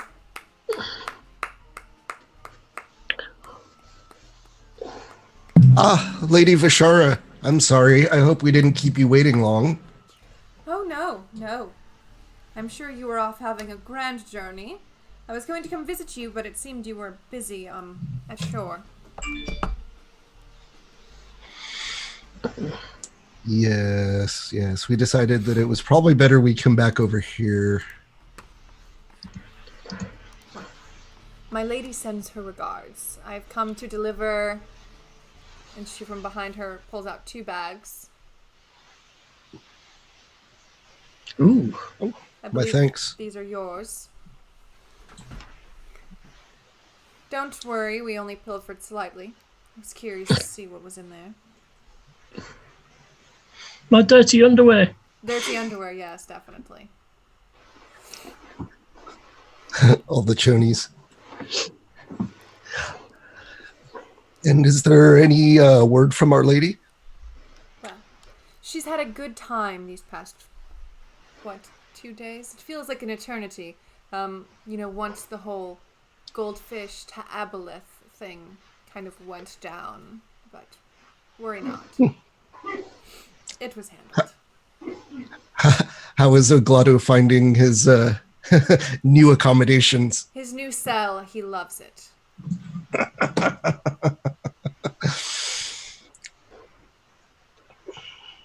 She is pleased. Most excellent. I believe everyone's gathered below decks. Do you wish to address the group? Honestly, no. I don't want to hear them. And I feel like every once in a while Grudge gets too difficult to handle. Well, I believe we will be turning back towards Iron Gate now. Very good. We have no current missions for you. We have placed some gold in there for you, and when the Queen has come with the appropriate reward for the aboleth, we will get back to you with that. Excellent. And the book was that she sought was within the stone chest? It was. I colored me surprised. I did not think he would do it. Seems you found some interesting books in there, though. Hopefully so. Well, Our Lady did keep one of the books. It was one written by her, which she has not seen in many years. So there are still 3 books, and there is a little bit of extra pay for that one. My apologies. She may return it afterwards, but that's not up to me to decide. I will let the captain know. Well, if that is all, I'm going to get off this horrid ship. And he gives her an appropriate bow for the Queen. And she looks at you with a smile that seems disinterested. Like a... Okay. And she disappears into the blackness. Once again, as she always comes and goes. And you were alone with 2 bags. Head back down below deck to the war room.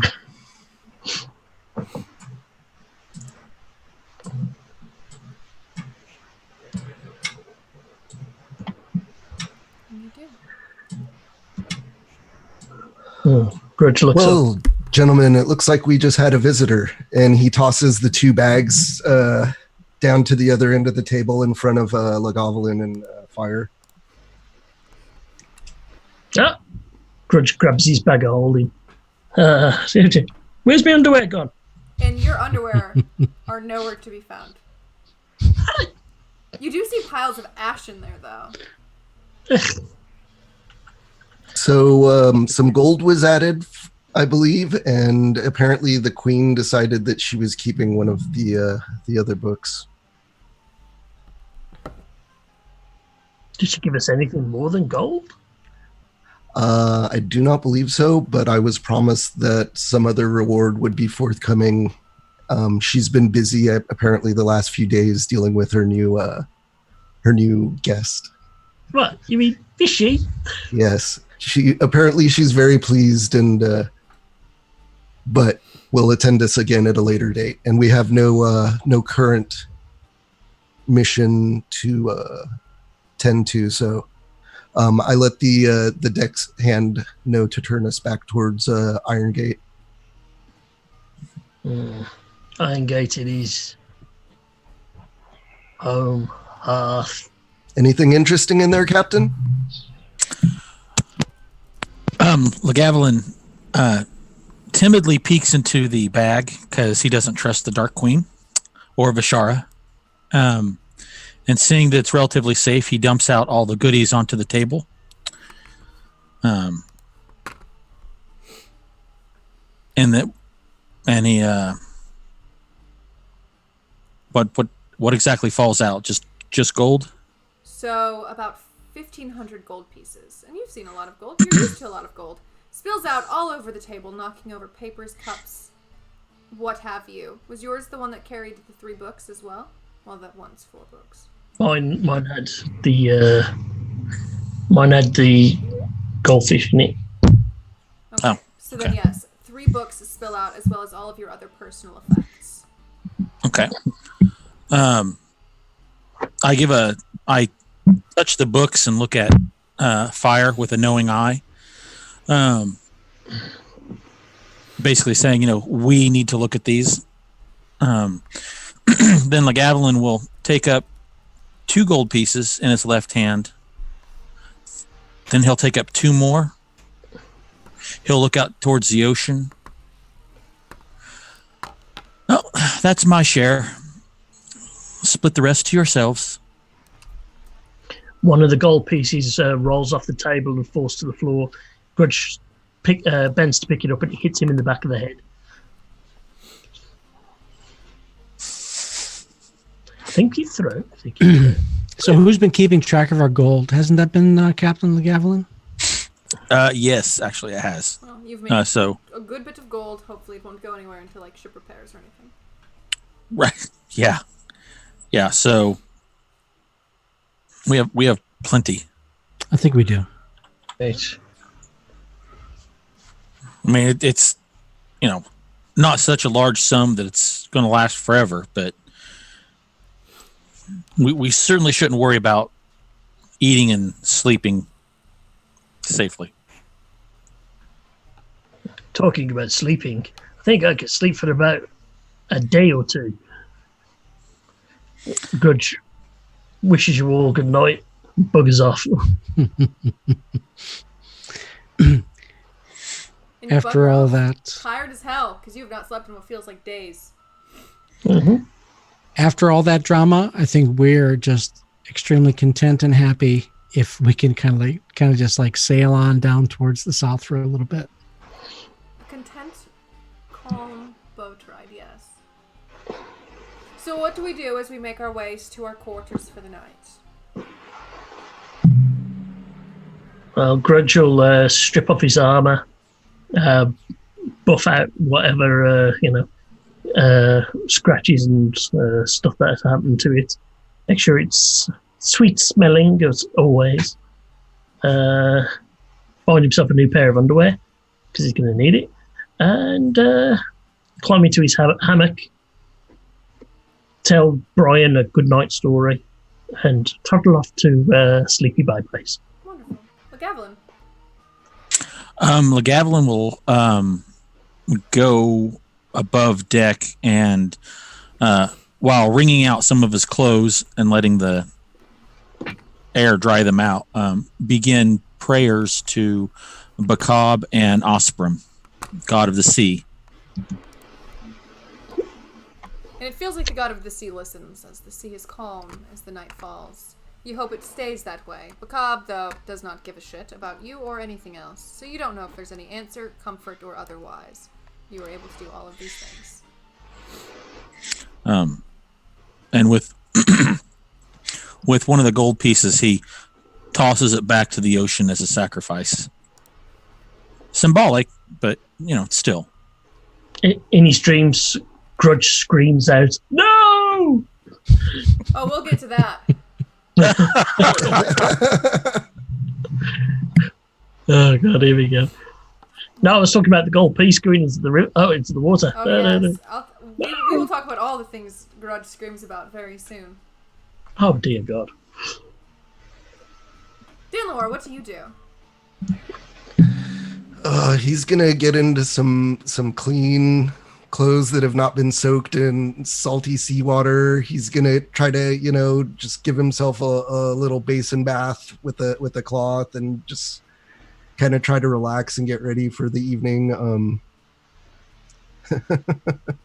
Yeah, he feels pretty wrung out. He needs to get rid of that exhaustion point. Yeah, everyone's exhausted. Very exhausted. All right. Last but not least, Fire. Yeah, so I think she's been impatiently waiting the return of these books. She wants to see what kind of treasure, what additional treasure they were able to reclaim from the abode of the Aboleth. Certainly this might be the most substantial thing that they retrieved from there. They passed up so much gold, so much other loot. So she pours herself some brandy and casts the ritual Identify. She spends some time looking over these magical books. Okay. So we'll go over the books, and then I will give you the details of these books more so. They all do seem to be books of spells, Fire. The first... Worm will like that very much. Very much. The first one is the Pyronomicon. Ooh. By Caraptus. It is an ancient tome. It seems to be from before -1 CY. It seems to be long before, hundreds of years old. And as you identify and you peer through it, it seems to have specialty spells by this author, Caraptus. Flaming spells, all spells related to fires. It is a chimerical book. It is beautiful, and just touching it gives you a sense of value. And as someone who uses magic to any degree, you feel very content to know that this is something that the mages will love. The other books are, where is it? I have it all saved right here. There is and I don't know how to pronounce this, so I'm going to put it in a chat real quick and see if either any of you can.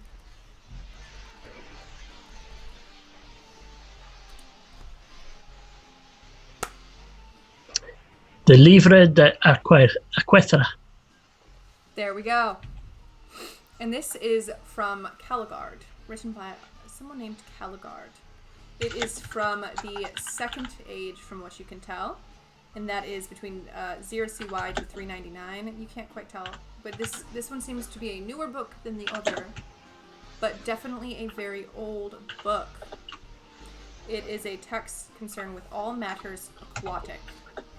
It does have a sinister reputation from what you think about it, and it has a very few interesting and unique spells that you've never seen before. Probably your favorite. As you peer through it after the kind of day you have, and you're just kind of identifying, not really going over how these spells work, you do see something in there called Shark Bolt, which kind of fuels your pirate essence with a bit of excitement. Oh, I'm sorry, I read the wrong author. I have the three things that here. It was written by Eves Riddlebone. My B. We'll go over all the details. I have it all written in a notes pad on my phone. But it's fine. The third book, that is the one written by Caligard, which is a very notable mage of the Second Age. The book is called Life of Nature, Its Secrets.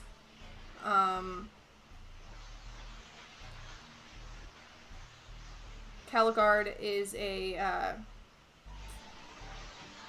very well-known, and there are a handful of spells in there as well. A specialty spell that makes you peak, that seems very different than the others, is Caligard's Claw. And the Pyronomicon, you see various new spells, including Phantom Stalker, Caraptus' Flame Cone. various very unique spells that you've never seen before in these ancient texts, all hundreds of years old, probably held by this strange being for a time eternity. But it is something we will go over privately, like as a group of 5, so that way I don't bore the audience with the terrible details of all of that. Awesome. More magic. Can never get enough magic. What better loot? What better reward? I thought you'd like it. Simple. Vampiric regeneration axes and stuff like that. That's what you need. Yeah, well, that's what you have 2,500 gold and going to a massive city is for. Oh. Your DM, listen, I might want to fucking kill you 24/7, but I also want to give you guys lots of toys. Battle Rager armor, that's vampiric. We'll see. We can talk. Tell what fights.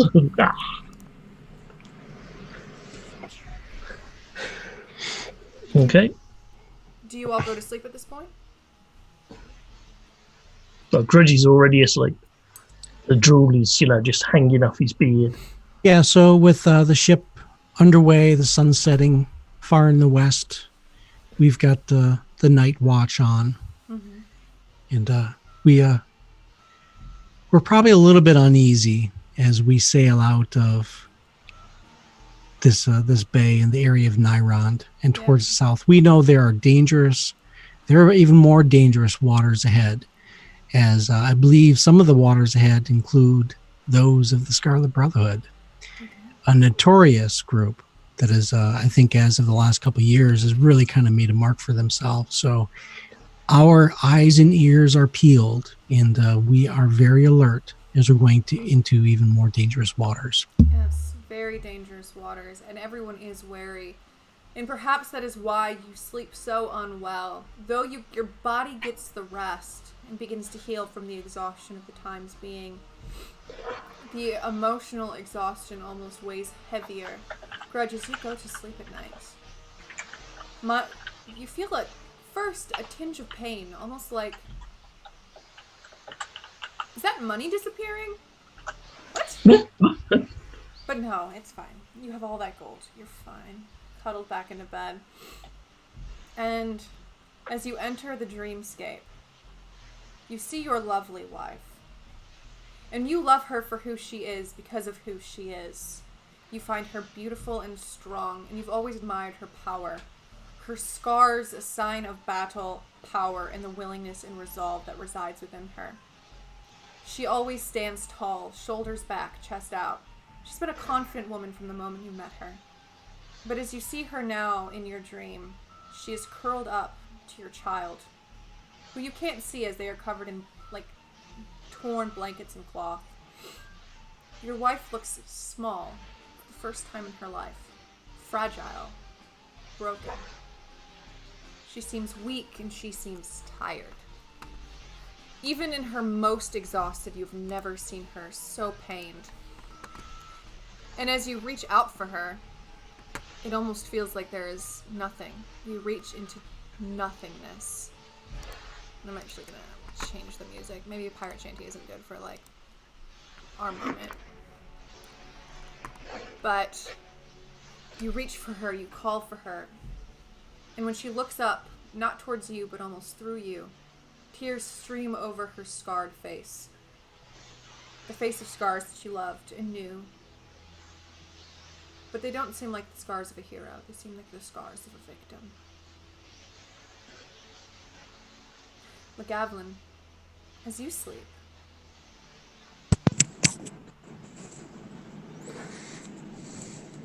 you have lived a very interesting life. A very secret life. A very fascinating life that you don't tend to tell others. And you're very content with the thoughts in your mind.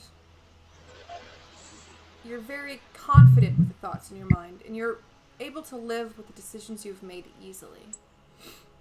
But as time has gone on with these adventurers, you've grown a connection to them. You are known to go to new places and experience new things, but you've spent a lot of time with these people. Grown a connection. And as you sleep, you see them with chains covering their body, and from all different directions, you are standing in a room, a large cavernous room, where chains come from the ceiling, the floors, and all of the walls, and they seem to be holding a different part of all of your companions. You see Worm, you see Fire, you see Dan Noir, you see Grudge. And slowly these chains pull back, receding into these walls and ceilings, ripping bits of their flesh away in each moment. Black fog begins to fill your eyes, your nose, your mouth, your ears. You choke out for breath. It's painful, but not as painful as watching all of your friends being ripped apart. Dan Noir. Yes. You are exhausted. Oh, and does it feel good to lay down? You have experienced strange things. You met a celebrity who then tried to kill you twice, it seems like. And it has been a long time since you felt this kind of pain from a woman. And it hurts. And for some reason it takes you back to the moment where you realize that you were not as important to the one you loved as they were to you. And it hurts. And in this moment, you keep replaying it over and over.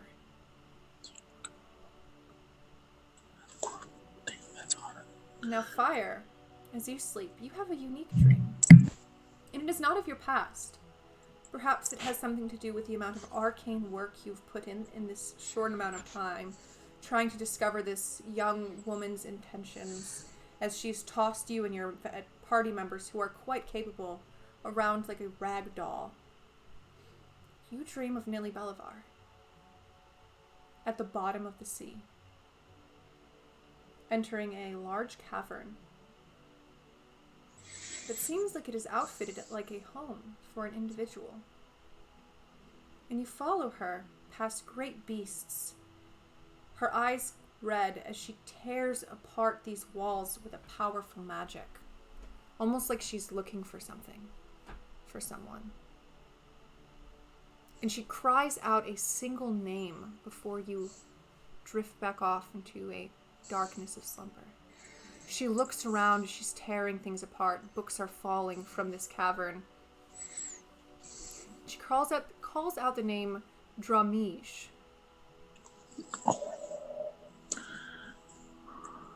Ramish. The Archmage. It's a name you know. It is a name anyone who practices magic in your realm knows. Yep. And you wonder why she calls the name. You wonder why she fought the sea, dragged herself to the bottom of the ocean.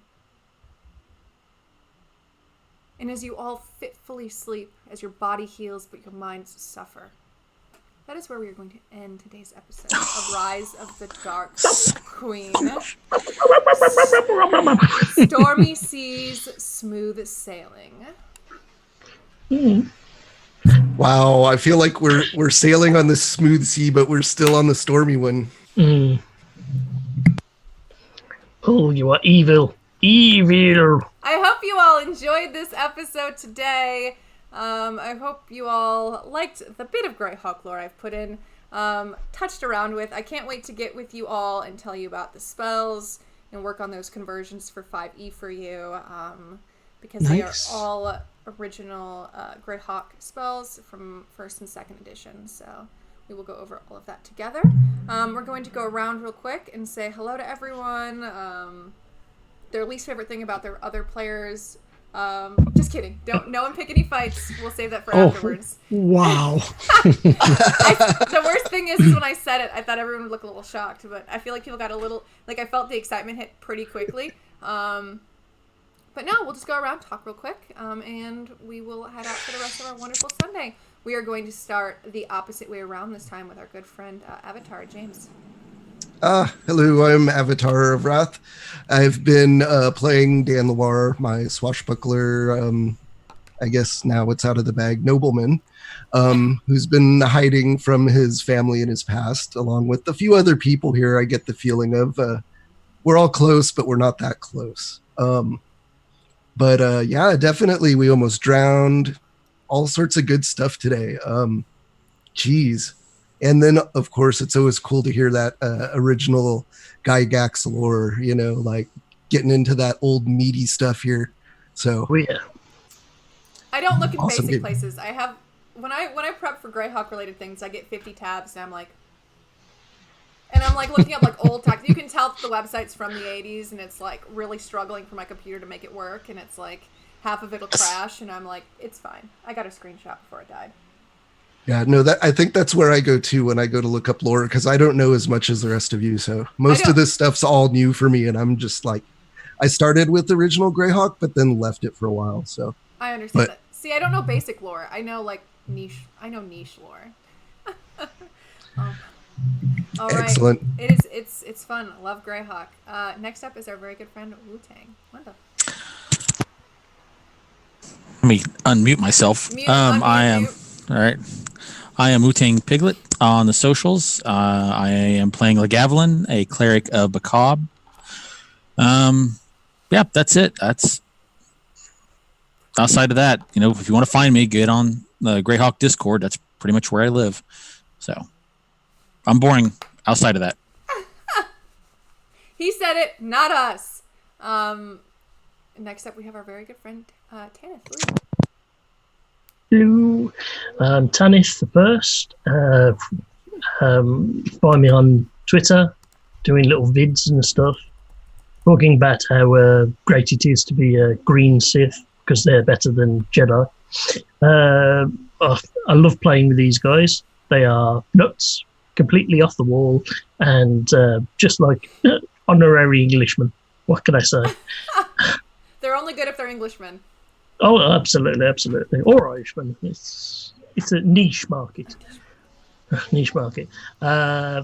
This was a great game, other than me wanting to slap Dan Noir with my ring hand. You almost got him too. I mean, I did. You just would have found him. You could have just beaten him right in that park. Could have. Slayeth the smacketh down. I'll see you all next week. Hell, yes, you will. I'm very excited. I'm very excited to get you these magic items and get you to the city, maybe. Last but not least, our good friend Sean. Geek Dice. Find me here on the Twitch and on the Discord as Geek Dice and Twitter D&D PvP. On every other Friday, you can find me over at the Stella Lunal channel playing. We have a Dark Matter D&D sci-fi game going every other Friday. Additionally, we're getting ready to start some other types of D&D over there. So you'll probably see me over there a little more often, as well as possibly assisting more with that community and helping that community grow as well. So looking forward to continuing the story with this group. I'm thinking we're going to get into a regular pattern here where I think we're looking every weekend, right, Bree? Every Sunday, unless I get plagues. Yes, everybody don't get plagues. Stay healthy, stay well, and looking forward to a lot more fun D&D. So everybody, stay gray. Love you. Wonderful. Love these gentlemen. Again, thank you so much to all of them. They are our top tier Patreon supporters. They sub every month. They come and hang out. They are always so friendly and chat with everyone, whether it's on Twitch, Discord, or Twitter. These are a great group of guys. If you don't follow them, make sure you do. They really are super wonderful, and they've enriched my life in so many ways. I'm NPC Bree, the Witch Queen of the Greyhawk channel. You can find me here. You can find me on Scraticus Academy, and you can find me on Soulbear RPG. If you want to know more about where you can find me playing or DMing, just follow me on Twitter at NPCBree, and that is where you will see my schedule. I hope everyone enjoys the rest of their Sunday. Hopefully there's good drinks and lots of merriment. But until we see you again here, stay gray. Bye-bye. Bye-bye.